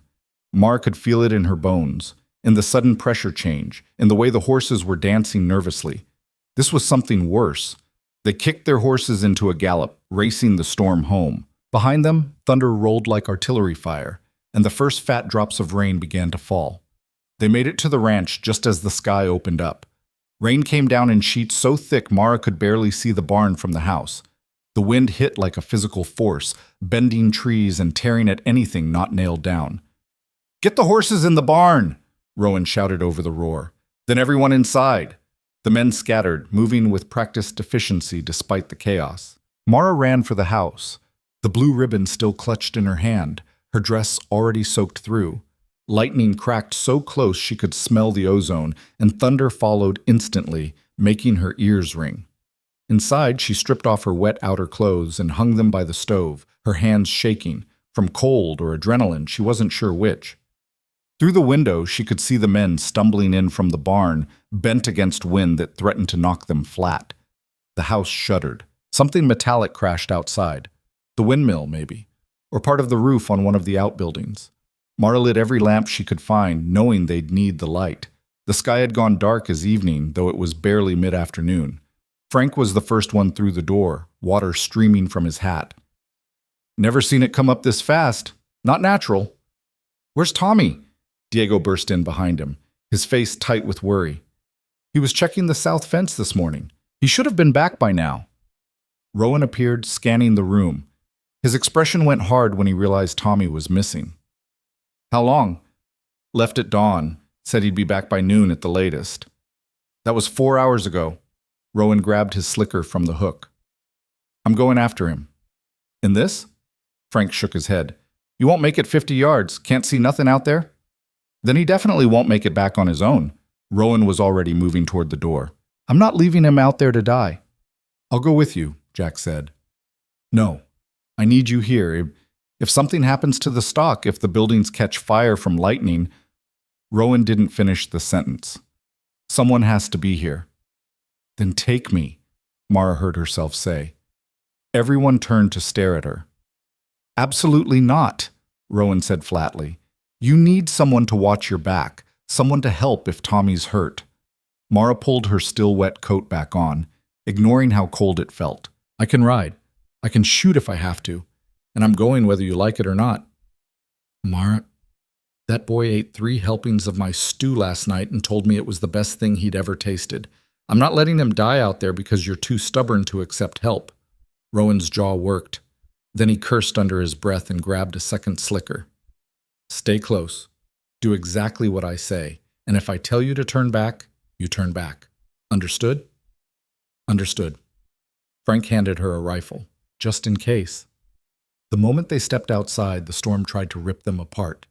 Wind grabbed at Mara's coat, rain pelted her face like gravel, and the noise was overwhelming. Wind howling, thunder crashing, something banging rhythmically against the barn. Their horses fought the reins, eyes rolling white with fear. Rowan mounted and gestured for her to follow. They rode south into the teeth of the storm, and within minutes Mara was so disoriented she had no idea which direction they were going. She kept her eyes locked on Rowan's back, the only solid thing in a world that had gone liquid and violent. Lightning illuminated the landscape in stark flashes. There the creek, swollen and angry, there the line of cottonwoods bent nearly horizontal, there a section of fence torn completely away. Thunder came so constantly it was just one long, rolling growl. After what felt like hours but was probably only 20 minutes, Rowan held up his hand. He was shouting something, but Mara couldn't hear over the storm. He pointed, and she followed his gesture. A figure on the ground, a horse standing nearby, reins dragging. They dismounted and ran. Tommy was conscious, but barely, his face gray with pain. His leg was bent at an angle that made Mara's stomach lurch. "Tree fell," Tommy gasped. "Spooked the horse. Threw me."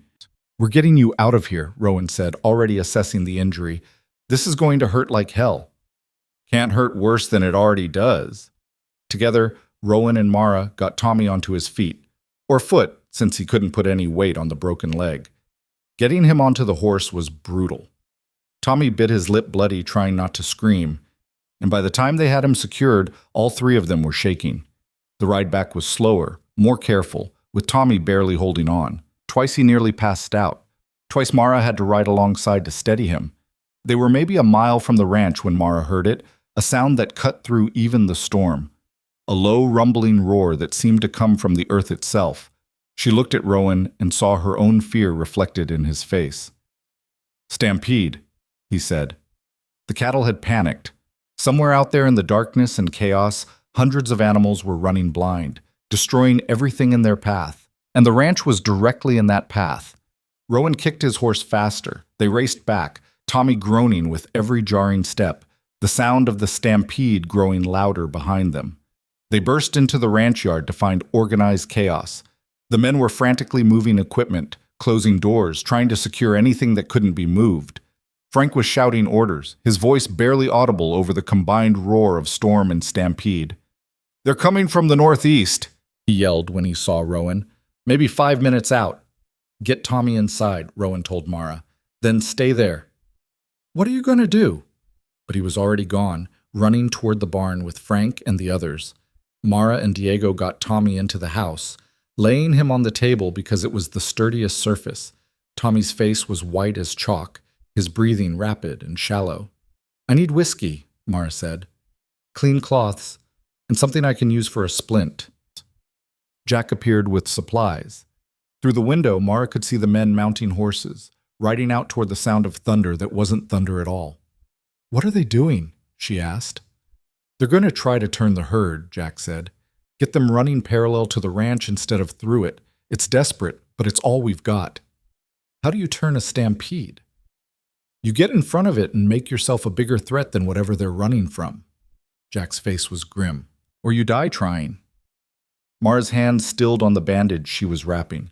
Rowan was out there, riding toward a wall of terrified cattle, trying to do the impossible. "I have to help," she said. "You help by taking care of Tommy," Jack said firmly. "The boss would kill me if I let you go out there." But even as he said it, Mara could see his eyes darting to the window, to the men riding out. He wanted to be with them, needed to be. "Go," Mara said. "I can handle this." Jack hesitated only a second before grabbing his hat and running out the door. Tommy grabbed her wrist, his grip surprisingly strong. "Don't you dare follow them." "I'm not that stupid." "Yes, you are. I've seen you. You're just as stubborn as the boss." His eyes were glazing with pain. "Promise me." "I promise I'll take care of you," Mara said, which wasn't quite the same thing. She worked on his leg, trying to be gentle but knowing she was causing him agony. The bone wasn't compound, she could feel that much, but it was definitely broken, and setting it was going to be a nightmare. She gave him whiskey, made him drink until his eyes went unfocused, then pulled. Tommy's scream cut through the storm. Then he passed out, which was a mercy. Mara splinted the leg as best she could, wrapped it tight, and elevated it on pillows. She checked his pulse, steady enough, and covered him with blankets. Then, because she couldn't help herself, she went to the window. The storm had gotten worse, if that was possible. She could barely see 20 feet, but she could hear the stampede, a sound like the end of the world, and she could see flashes of movement, cattle, hundreds of them, maybe thousands, running in blind panic. And somewhere out there in that chaos were Rowan and his men, trying to do the impossible. Lightning lit up the scene. For just a second, Mara saw them, tiny figures on horseback, positioned ahead of the herd, waving torches and blankets, firing pistols in the air, doing everything they could to make the cattle turn. It wasn't working. The herd kept coming. Mara watched Rowan ride closer to the leading edge of the stampede, dangerously close, waving a burning torch. The cattle shifted slightly, but not enough. They'd hit the ranch buildings in minutes. She saw the moment Rowan made his decision, saw him turn his horse and ride directly into the path of the stampede. "No," Mara breathed. He was trying to be a wall, trying to force the herd to go around him through sheer audacity. It was insane. It was suicidal. And it might work if the cattle recognized him as a threat instead of just trampling him into nothing. Mara's hand was on the door before she realized she'd moved. She grabbed a lamp, smashed the glass, and wrapped the oil-soaked wick around a piece of wood from the woodpile, creating a makeshift torch. Then she ran out into the storm. The wind nearly knocked her flat. Rain blinded her, but she could see the orange glow of torches ahead, could hear the terrified bellowing of the cattle. She ran toward them, slipping in mud, her makeshift torch sputtering but staying lit. She could see Rowan now, his horse rearing, his coat flapping like wings, placing himself between tons of panicked beef and everything he'd built. The lead cattle were 20 yards away, 15, 10. Mara ran past Rowan further out and planted herself in the path of the stampede. She heard Rowan scream her name, but she was already waving the torch, yelling at the top of her lungs, making herself as large and threatening as she could. The cattle saw her, a new obstacle, a new threat, fire and noise, where there should be clear path. The leaders tried to turn, but the cattle behind them pushed forward, creating a mass of confused, terrified animals that were now turning, slowly, away from the ranch buildings. More riders appeared. Frank, Diego, Jack, all of them adding their voices and torches to the barrier. The herd began to flow around them like water around stones, still running, but running parallel now, not through. Mara stood her ground even as cattle passed close enough to touch, even as her torch burned down to nothing, even as her voice went hoarse from screaming. She stood there until the last of the herd had passed, until the thunder of hooves faded into the distance, until there was nothing left but the storm and the mud and the overwhelming relief of being alive. Then her legs gave out. Rowan caught her before she hit the ground. He was saying something, maybe yelling at her, but she couldn't hear over the ringing in her ears. She looked up at his face, streaked with mud, eyes wild, and started laughing. She couldn't help it. They'd done it. They'd turned a stampede. "You insane, reckless, incredibly brave woman," Rowan said, or something like that. His words were getting clearer now. "You could have died." "So could you," Mara managed. "That's why I had to help." He pulled her close, still holding her up, and for a moment they just stood there in the rain, alive when they probably shouldn't be. Then Frank was there, helping them back to the house. Inside they found Tommy awake again, pale but conscious, asking what had happened. The other men stumbled in one by one, soaked and exhausted but unhurt. They'd lost some fence. A section of the barn roof was gone. The windmill was definitely destroyed. But the buildings were intact, the horses were safe, and nobody had died. It could have been so much worse. Mara made coffee, strong and hot, and everyone sat in the main room, too tired to do anything but exist. Outside, the storm was finally starting to break, the rain easing from a deluge to a steady fall. "That was the stupidest thing I've ever seen anyone do," Frank told Mara. "Running into a stampede with a homemade torch." "Learned it from your boss," Mara said. "He did it first." "We're both idiots," Rowan said, but there was something in his voice, something warm despite the exhaustion. Diego raised his coffee cup. "To idiots who save ranches." They drank to that. Later, after the men had gone to dry off and rest, after Tommy was settled in the bunkhouse with strict orders not to move, Mara found herself alone with Rowan in the kitchen. "You saved the ranch," he said quietly. "If you hadn't come out when you did, if you hadn't given us that extra barrier, the cattle would have gone straight through. Destroyed everything." "We saved it," Mara corrected. "All of us." "Still," he looked at her directly. "I hired you as a cook. I didn't expect to get someone who'd stand in front of a stampede." "I didn't expect to find a place worth standing in front of a stampede for," Mara said. Then, because she was too tired to guard her words anymore, "I didn't expect to find you." The silence that followed was different from the ones before. Heavier, more charged. "Mara," Rowan said, and the way he said her name made something flutter in her chest. "I need to tell you something." "All right. When I hired you, it was because you were qualified and because standing up to Garrett felt like the right thing to do. But somewhere along the way," he stopped, searching for words. "Somewhere along the way it became about more than that. Became about you specifically, about not wanting to imagine this place without you in it." Mara's heart was beating too fast. "What are you saying?" "I'm saying that when I saw you step in front of those cattle, I wasn't thinking about the ranch. I was thinking that if something happened to you, if you got hurt because I'd been too stubborn to send you away when there was still time, I'd never forgive myself." He took a step closer. "I'm saying that I care about you. More than I should, probably. More than is smart given everything that's happening. Nothing about any of this has been smart, Mara said. Her voice came out shaky. You risked your business for me, your ranch, your reputation. I'd do it again. Why? Because some things are worth the risk. Another step closer. You're worth the risk. Mara felt tears prick her eyes. Not sad tears, something else. Something that felt like a wall breaking inside her. A wall she'd built years ago when she first realized the world would judge her harshly for things she couldn't control. I'm not, she started, then stopped. She'd been about to say she wasn't worth it, wasn't pretty enough or good enough or whatever enough. But that was the old voice, the one that had been beaten into her by years of rejection. I care about you too, she said instead, more than I probably should. Rowan reached up and touched her face, his hand rough and warm. Then that's enough.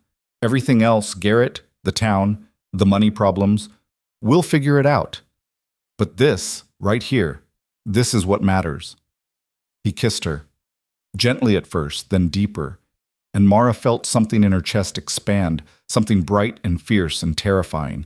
She'd been alone so long, had armored herself so carefully, that letting someone in felt like stepping off a cliff. But she'd already stepped in front of a stampede today. This was nothing compared to that. When they finally pulled apart, both breathing hard, Rowan rested his forehead against hers. We should probably talk about tomorrow, Mara said. We'll talk tomorrow. Right now, I just want to stand here and remember what it feels like not to be alone. You're not alone, Rowan said. Not anymore. Not ever again if I have anything to say about it. They stood there in the lamplight, the storm outside finally breaking, and for the first time since she'd arrived in this territory, Mara felt something she hadn't felt in years. She felt home. The next morning dawned clear and cold. The damage from the storm was extensive. The windmill completely destroyed, fences down all over the property, the barn roof needing major repairs. But everyone was alive, the cattle had settled, and Tommy's leg was setting properly. They were surveying the damage, making lists of what needed fixing first, when Ben Carter rode up at a gallop. Mr. Hale, Miss Vance, he was shouting before he even dismounted. You need to see this. He thrust a newspaper at them. The Denver Post just arrived on the morning stage. The headline read, Corruption and Intimidation in Frontier Town. One woman's stand against systematic oppression. Below it was a detailed article about everything that had happened. The economic pressure, the sabotage, the rigged competition, the town council's abuse of power. And there, in the middle of the article, was Mara's story. The reporter came, Ben said, grinning. He came, he investigated, and he wrote everything. It's in newspapers all over the territory. Mara read the article, her hands shaking. It was all there, every detail. Garrett was named specifically, along with other council members. There were quotes from Agnes, from the judge who'd walked out of the competition, from Ben himself.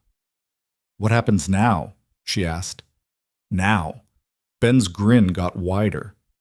Now the territorial governor's office has announced an investigation. They're sending an inspector to review the town council's activities. There's talk of removing Garrett from his position. The bank's under scrutiny. He paused. It's over. He's done. Frank let out a whoop.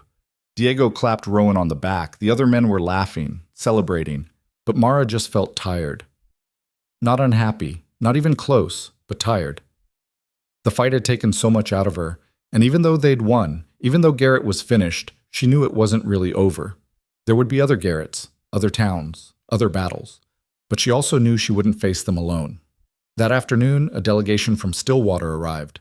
Not Garrett, he was notably absent, but Agnes was there, along with several other business owners, and even the sheriff, looking uncomfortable. We came to apologize, Agnes said, for how you were treated, for what happened. It wasn't right. It wasn't just me, Mara said. It was everyone Garrett and his friends didn't like. Everyone they could push around. We know. And we're going to do better. Agnes glanced at the others, then back to Mara. Some of us are forming a new town council. Fair representation, actual oversight. We want to invite you to be part of it, to have a voice in how things are run. Mara blinked, stunned. Me? You stood up when the rest of us were too scared. You earned that right. Mara looked at Rowan, who was watching her with something that might have been pride. Then she looked back at Agnes. "I'll think about it," she said. "But right now I have a ranch to help rebuild. A kitchen to run. That's where I'm needed most." Agnes smiled. "The offer stands whenever you're ready." After they left, Rowan found Mara in the kitchen, preparing dinner for the crew. "You could do it, you know," he said. "Be on the council. Make a real difference." "I am making a difference," Mara said. "Right here. With the people who matter most to me. The town needs people like you." "The town can wait." She looked at him. "Right now, this is where I want to be. If that changes someday, maybe I'll reconsider. But for now," she gestured around the kitchen at the ranch beyond, "this is enough." Rowan smiled. "Good, because I'm not ready to share you with the rest of the world yet." That evening, the crew gathered for dinner as they did every night, but this time felt different. There was laughter, real laughter, and stories about the storm, about the stampede, about everything they'd survived together. Tommy, propped up at the table with his leg elevated, raised his coffee cup. "To Miss Vance, who came here with nothing and gave us everything." "To Miss Vance," the others echoed. Mara felt her throat tighten. "I didn't do this alone. You all stood by me, fought for me. That's what made the difference." "Still," Frank said, "you started it. You had the courage to stay when anyone else would have run." "I had nowhere to run to," Mara admitted. "This was my last chance." "Then we're lucky you were desperate," Diego said, and everyone laughed. Later, when the dishes were done and the men had gone to the bunkhouse, Mara stepped out onto the porch. The sky was clear, stars scattered like diamonds on black velvet. The air smelled clean, washed by yesterday's rain. Rowan joined her, standing close enough that their shoulders touched. "What are you thinking about?" he asked. "How strange life is. 2 months ago, I was standing on these steps for the first time, terrified you'd send me away. Now—" She gestured at the ranch, at the darkened bunkhouse where the men were sleeping, at the kitchen where she'd worked and fought, and finally found her place. "Now, I can't imagine being anywhere else." "Good," Rowan said, "because I'm not letting you go. Whatever comes next, and something always does, we face it together." "Together," Mara repeated, tasting the word. It felt foreign still after so many years of facing things alone, but she was learning to trust, to accept help, to believe that maybe she deserved the good things that were finally coming her way. They stood there in comfortable silence, watching the stars, and Mara thought about everything that had brought her to this moment. The rejection, the struggle, the fear, the courage it took to keep going when everything seemed impossible. She'd been judged, dismissed, underestimated, but she'd proven them all wrong. Not by changing who she was, but by being exactly who she was. Skilled, determined, unwilling to bend. The world had tried to break her. Instead, she'd broken through. And on the other side of that breaking, she'd found something she'd never expected. A home, a family, and a man who looked at her like she was the most valuable thing in his world. It wasn't perfect. There would be more challenges, more fights, more people who'd judge her based on appearances instead of character. But she'd face them. With Rowan beside her, with Frank and Diego and the rest of the crew backing her up, she could face anything. "I'm glad I walked 5 miles in the dark that night," Mara said quietly. "Glad I took the gamble." "So am I," Rowan said. "Best decision I ever made hiring you." "Second best," Mara corrected, glancing at him. "What's the best?" "Deciding to keep me despite everything." Rowan pulled her close, and she leaned into him, letting herself feel the warmth, the safety, the rightness of it.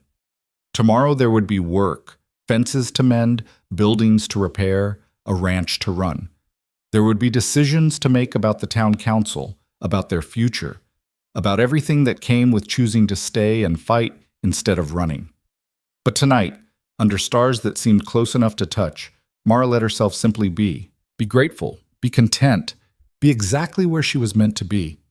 She'd earned this, every bit of it, and she'd be damned if anyone ever tried to take it away. The peace lasted exactly 3 days. Mara was kneading bread dough when she heard the horses, too many of them, coming too fast. She wiped her hands on her apron and stepped outside to find a group of riders pulling up in the yard. Not townspeople this time. These men wore badges, The one in front dismounted with the stiff movements of someone who'd been riding too long. He was maybe 50, with iron gray hair and eyes that had seen too much. "I'm looking for Rowan Hale," he said. Rowan emerged from the barn, Frank behind him. "That's me?" The man pulled out a leather wallet and flipped it open. "Marshal Briggs, Territorial Office. I'm here about the allegations against the Stillwater Town Council." "About time," Frank muttered. Briggs ignored him, his attention fixed on Rowan. "I need to speak with everyone involved. That includes Miss Mara Vance." "I'm here," Mara said, stepping forward. The marshal's eyes swept over her, and she braced for the usual reaction. But his expression didn't change. He just nodded. "Good. Let's talk." They gathered in the main house. Rowan, Mara, Frank, Diego, Tommy hobbling in on crutches. The marshal set his hat on the table and pulled out a notebook. "I've already spoken with people in town," he said. "Read the newspaper accounts. But I need to hear your version directly. Start from the beginning." So they did. Mara told him about arriving in Stillwater, about the rejections, about finding the ranch. The men filled in details about the pressure campaign, the sabotage, the shooting. Tommy showed him the splinted leg. Frank produced the letter about the rigged inspection fees. Briggs wrote everything down, his pen scratching steadily across the pages. When they were done, he sat back and studied them. "You folks have been through hell," he said finally. "But I have to tell you, building a case against Garrett won't be easy. He's got lawyers, he's got friends in high places, and some of what happened, while morally reprehensible, might not technically be illegal." "What about the arson attempt?" Rowan asked. "We have the men who tried it. They admitted Garrett hired them." "Those men are gone, released from the sheriff's custody 2 days ago." Briggs held up a hand when Rowan started to protest. "I know. The sheriff claims they posted bail and left the territory. No forwarding address." "That's horseshit," Frank said flatly. "I agree. But without witnesses, without testimony, all we have is your word against Garrett's. And he's claiming you made the whole thing up to retaliate against legitimate business concerns." Mara felt something cold settle in her stomach. "So he's going to get away with it." "I didn't say that." Briggs leaned forward. "What I said is building a criminal case will be difficult. But there are other ways to address corruption. The governor's office is already reviewing Garrett's business dealings. The bank he sits on the board of is being audited. His contracts with the territory are under scrutiny." He paused. "Money leaves trails. If Garrett's been doing anything illegal, and I suspect he has, we'll find it. It'll just take time." "How much time?" Rowan asked. "Months? Maybe longer. These things move slow." "Meanwhile, he's still free, still has power. For now." Briggs closed his notebook. "But his power is already weakening. People are talking, asking questions. The newspaper article saw to that. Sometimes social pressure works faster than legal pressure." After the marshal left, the mood in the house was subdued. They'd won, but it felt hollow, knowing Garrett might escape real consequences. "I should have kept those prisoners here," Rowan said, staring at nothing. "Should have known the sheriff would let them go." "We didn't have a choice," Frank said. "We're not the law." "Maybe we should be." "That's how vigilante justice starts," Diego pointed out. "That's how good men become the thing they're fighting against." Rowan's jaw clenched, but he didn't argue. That evening, Mara was preparing supper when Ben Carter showed up again, this time with news that made everyone's blood run cold. "Garrett's planning something," Ben said, accepting the coffee Mara poured him. "I don't know what exactly, but he's been meeting with people, bringing in outsiders, men who look like the kind you hire when you want problems solved permanently." "When?" Rowan asked. "Soon, maybe days. He's desperate now. The investigation, the newspaper, people turning against him. Desperate men do desperate things." "We need to be ready," Frank said. They spent the next 2 days preparing. Extra ammunition was distributed, guard rotations were established. The men took turns watching the approaches to the ranch, looking for any sign of trouble. But the attack, when it came, wasn't what they expected. It was Tommy who noticed it first. He was on the porch, legs still healing, when he saw smoke rising from the direction of Stillwater. "Fire," he said, pointing. They all saw it then. A column of black smoke, too thick to be a chimney, too sustained to be an accident. "What's burning?" Diego asked. Rowan grabbed a spyglass and studied the horizon. His face went pale. The business district, multiple buildings. Garrett's scorched earth, Frank said grimly. If you can't have the town, nobody can. We have to help, Mara said. It could be a trap. Could be exactly what he wants, to draw us away from the ranch. So we let the town burn. Rowan looked at her, conflict clear on his face. Then he cursed and started shouting orders. Diego, Jack, you stay here. Guard the ranch. Everyone else, we ride. Now. They made it to Stillwater in 20 minutes of hard riding. The scene was chaos. Buildings blazing, people running with buckets that were pitifully inadequate against the flames, children crying, animals panicking. The bakery was engulfed. The general store was catching. The bank, Garrett's bank, was already a shell, flames licking through the windows. Form a line, Rowan shouted. From the well to the buildings, pass the buckets. People responded automatically to the authority in his voice. A line formed, buckets passing hand to hand, water splashing. It wasn't enough to stop the fire, but maybe it could slow it down enough to save some structures. Mara found herself in the line between Agnes and an old man she didn't recognize. Her arms burned, her back screamed, but she kept passing buckets.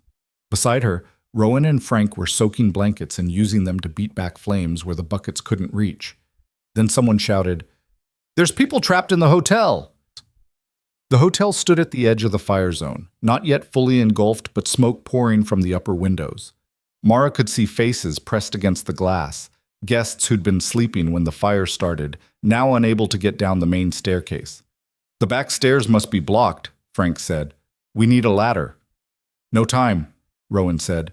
He was already running toward the building. "Boss, don't—" But Rowan was already inside, the door slamming behind him. Mara's heart stopped. The smoke was getting thicker, the fire spreading. If the building collapsed with him inside, she broke from the line and ran after him before anyone could stop her. Inside the hotel, the smoke was suffocating. Mara pulled her neckerchief over her mouth and nose, but it barely helped. She could hear Rowan somewhere above, shouting for people to follow his voice. She found the back stairs, or what was left of them. The bottom section had burned through, creating a gap of maybe 8 feet. "Rowan!" she screamed. His face appeared at the top of the stairs, along with several terrified guests. "What are you doing here?" "Same thing you are, being an idiot." Despite everything, he almost smiled.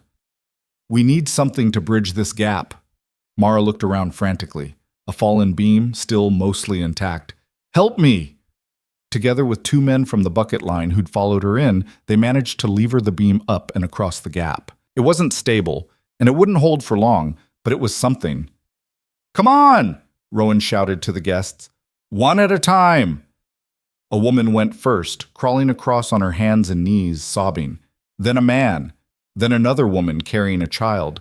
The beam was cracking. Mara could hear it, feel it shifting. "Faster!" Frank yelled from behind her. The last guest, an elderly man moving painfully slow, was halfway across when the beam split with a sound like a gunshot. He fell, catching himself on the edge, legs dangling over nothing. Rowan lunged forward and grabbed his hands. "I've got you." But the floor where Rowan was standing was weakening, boards buckling under the combined weight. Mara saw what was about to happen a second before it did. "Rowan, move back!" He couldn't move back without letting go, so he didn't move. The floor gave way. Rowan and the old man fell in a shower of burning wood and plaster. Mara screamed, diving forward to the edge of the hole. Below, through the smoke, she could see them, both alive, Rowan having twisted to take the impact, the old man sprawled beside him. "Get them out!" she shouted to the men behind her. "Get ropes!" Frank was already there with a rope from someone's saddle. They lowered it down. The old man grabbed it first, was hauled up coughing and burned but alive. Then Rowan. He was moving slowly, favoring his left side, but he grabbed the rope and let them pull him up.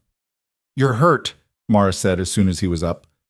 "Later, we need to—" The roof groaned, a terrible, prolonged sound of structural failure. "Out!" Frank roared. "Everyone out now!" They ran. Made it through the door just as the hotel's roof collapsed inward, sending up a fountain of sparks and flames. Mara found herself on her knees in the street, coughing so hard she thought her lungs would tear. Rowan was beside her in the same condition. Around them, people were staring at the burning building, at the two of them, at what they'd just done. "You saved 6 people," Agnes said, appearing with water. "Pulled them out of a burning building." "Couldn't just let them die," Rowan managed between coughs. The fire burned for another 3 hours before they finally got it under control. By then, 5 buildings were destroyed, twice that many damaged. But thanks to the bucket lines and some favorable wind, it hadn't spread to the whole town. People were sitting in the street, exhausted and covered in soot, when the marshal rode up with a dozen men. "What happened here?" Briggs demanded. "Fire," Garrett said, stepping forward. He looked immaculate, untouched by smoke or soot. "Terrible accident. Started in the old stable. Spread from there." "Accident," Frank repeated flatly. "Right. You have evidence it was something else?" Garrett challenged. "We have common sense. We have the fact that you've been threatening this town for weeks. We have circumstantial at best." Garrett's smile was thin.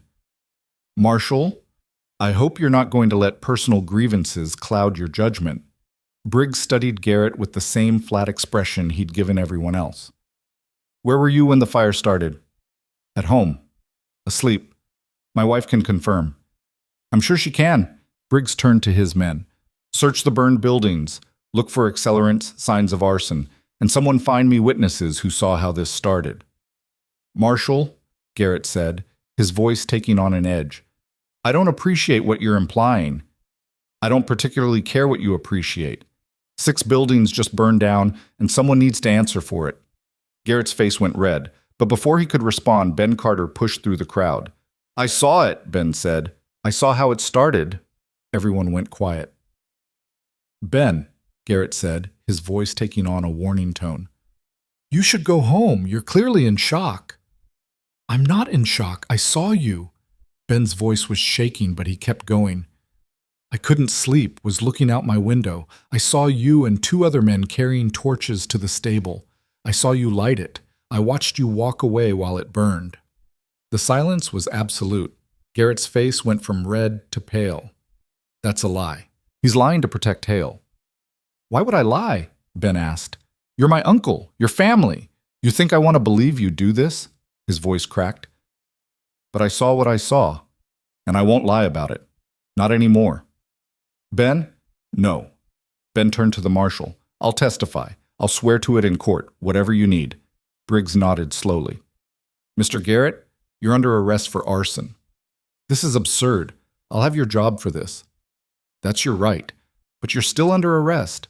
2 of Briggs' men moved forward to take Garrett into custody. For a moment, Mara thought he might resist, might try to fight.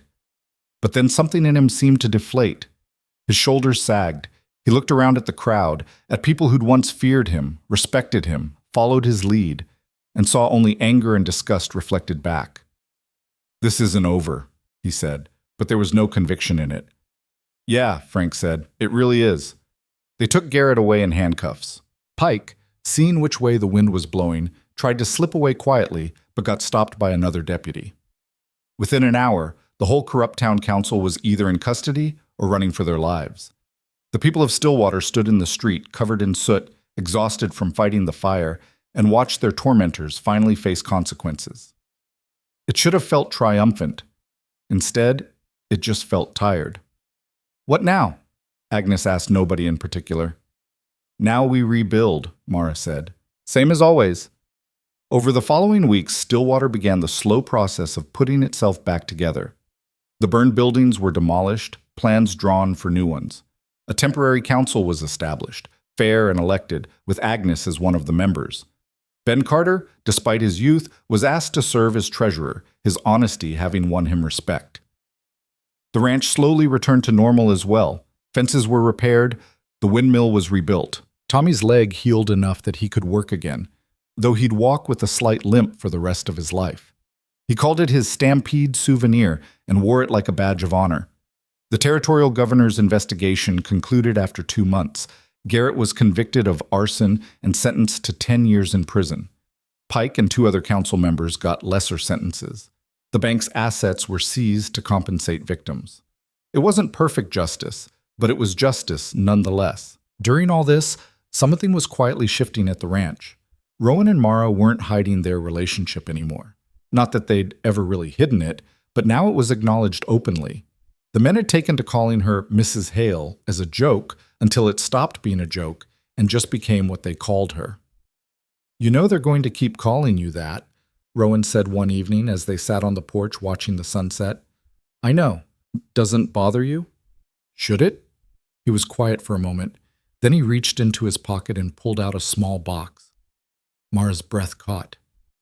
"This was my mother's," Rowan said, opening the box to reveal a simple silver band with a small turquoise stone. "My father gave it to her the day they decided that what other people thought didn't matter as much as what they meant to each other." He looked at Mara. "I'm not good at fancy speeches. Never have been. But I know what I feel, and I know what I want.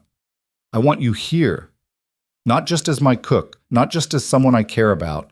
I want you as my wife, as my partner, as the person I face everything with." Mara felt tears streaming down her face. "Yes." I didn't finish asking. "I don't care." The answer's yes. He slipped the ring onto her finger. It fit perfectly, like it had been waiting for her all along. They were married a month later in a simple ceremony on the ranch. Agnes came from town, bringing half of Stillwater with her. Ben Carter served as one of the witnesses. Frank cried, though he denied it vehemently later. Tommy gave a speech that was mostly incomprehensible but heartfelt. Diego played guitar, and Jack surprised everyone by singing in a voice that could have made angels weep.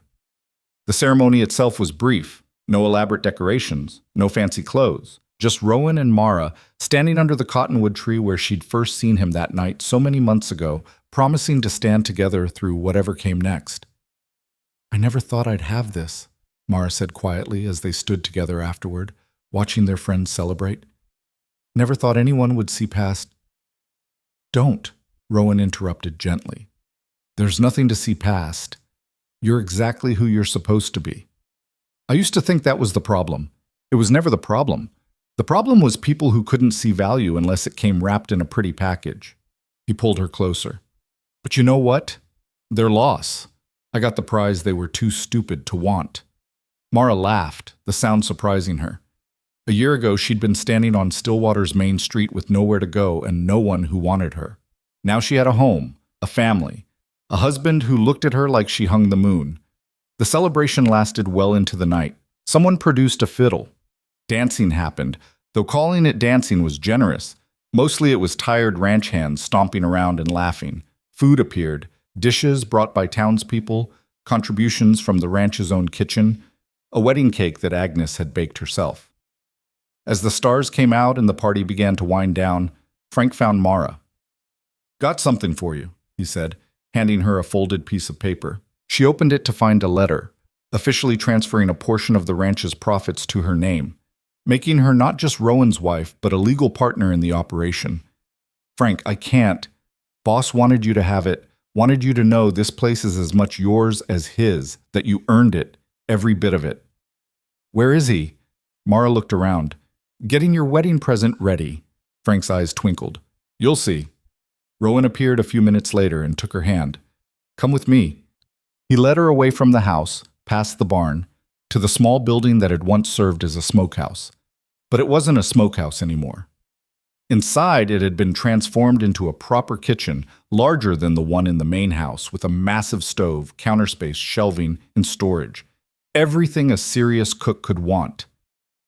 "I know you've been talking about expanding," Rowan said, "about maybe selling some of your cooking to the town, or to travelers passing through. Now you have a space to do it."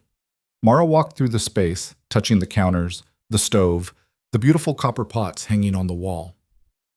"When did you do this?" "Been working on it for weeks. The men helped." He smiled. "They're all invested in keeping you happy. Turns out people are very motivated by good food." She turned and kissed him, pouring everything she felt into it, gratitude and love and wonder that this was real, that this was her life now. "Thank you," she whispered, "for everything. For seeing me when nobody else would, for fighting for me, for giving me a place to belong." "You gave yourself a place to belong," Rowan said. "I just had the sense not to get in your way." Over the following months, Mara did start expanding. She began baking bread and pies to sell in Stillwater. Then she started taking special orders, dinners for celebrations, food for town events. Word spread. Soon she was getting requests from ranches up to 50 miles away. The money went into a fund for the ranch, repairs, expansions, improvements. Within a year, they'd hired 2 more hands and expanded the herd by a third. The Hale Ranch became known not just for quality cattle, but for the best food in the territory. Agnes eventually convinced Mara to teach cooking classes in town, showing other women the techniques she'd learned in Kansas City, the tricks for making the most of limited ingredients, the way to turn simple food into something special. It was teaching more than cooking, really. It was teaching self-sufficiency, confidence, the power of skill. Tommy married a girl from town and brought her out to the ranch, where she learned from Mara and eventually took over some of the baking. Diego's brother came up from Mexico and joined the crew. Frank, despite claiming he was getting too old for this nonsense, showed no signs of slowing down. The ranch thrived, the town thrived, and Mara finally stopped waiting for the other shoe to drop, stopped expecting rejection around every corner, stopped feeling like she had to prove herself every single day. She'd proven herself. The proof was in the life she'd built, the people who loved her, the place she'd made for herself against all odds. 2 years after the wedding, she was in her kitchen, her beautiful, perfect kitchen, preparing a special dinner. Rowan came in and wrapped his arms around her from behind. "Smells good. What's the occasion?" No occasion, just felt like making something special. He turned her around to face him, and his expression went from casual to concerned in an instant. "You've been crying. What's wrong?" "Nothing's wrong." Mara smiled, even as fresh tears spilled over. "Everything's right. Sometimes it hits me. How far I've come. Where I started versus where I am now." She put her hand over his. "I'm happy, Rowan. Really, genuinely happy. And I'm not used to that feeling yet." "Well, get used to it," he said, kissing her forehead, "because I plan on keeping you happy for a very long time." "How long?" "Rest of our lives, at least. Possibly longer." "That's a big promise." "Then it's good I'm a man who keeps his promises." That evening, as they sat down to dinner with their extended family, because that's what the crew had become, family, Mara looked around the table, at Frank, already reaching for seconds, at Tommy, making his wife laugh with some ridiculous story, at Diego, arguing good-naturedly with Jack about the best way to break a horse, at Rowan beside her, his hand finding hers under the table. She thought about the girl who'd arrived in Stillwater with nothing but a satchel and a desperate hope. That girl had been so certain she was broken, so convinced the world was right about her worthlessness. But that girl had been wrong. She wasn't broken. She was strong, strong enough to endure, to fight, to demand respect instead of begging for acceptance. Strong enough to build something real and lasting from nothing but skill and stubborn refusal to give up. The world had judged her, but the world didn't get the final say. She did, and her final say was this: she belonged. Not because someone gave her permission, but because she claimed it. She took the space she needed, did the work required, and refused to be pushed out. She'd arrived with nothing and built everything. Found love where she'd expected only more rejection. Created family from strangers. Turned a place that wanted to break her into a home that made her whole. "What are you thinking about?" Rowan asked quietly. Mara squeezed his hand. "Home," she said. "I'm thinking about home." He smiled, understanding exactly what she meant. This ranch, this life, these people, it wasn't perfect. There were still hard days, still moments of doubt, still echoes of old wounds that probably would never fully heal. But it was real. It was hers. And it was enough. More than enough. It was everything. Outside, the sun was setting over the land they'd fought for, painting the sky in shades of gold and red. Somewhere in the distance, cattle lowed. The dogs barked at something only they could hear. The wind rustled through the cottonwoods, carrying the scent of sage and wildflowers and rain on the horizon. It was an ordinary evening on an ordinary ranch in the middle of nowhere important. But to Mara, it was paradise. Hard-won, well-earned, and absolutely worth every moment of struggle it had taken to get here. She'd come looking for a job and found a calling. Come looking for shelter and found a home. Come looking for survival and found a life worth living. And in the end, that was the greatest victory of all. Not defeating her enemies, though she'd done that. Not proving the doubters wrong, though she'd done that too. The greatest victory was simply this: she was happy. Despite everything the world had thrown at her, despite all the reasons she had to be bitter and broken, she was happy. And nobody, not Garrett, not the town that had rejected her, not anyone, could take that away from her now. It was hers, forever. The rest of the evening passed in warmth and laughter, the kind of contentment that comes from knowing you're exactly where you're supposed to be. And when Mara finally lay down to sleep that night, Rowan's arm around her and the sounds of the ranch settling in for the night, her last thought before sleep claimed her was simple and profound. She was home. Finally, completely, irrevocably home. And that made all the difference.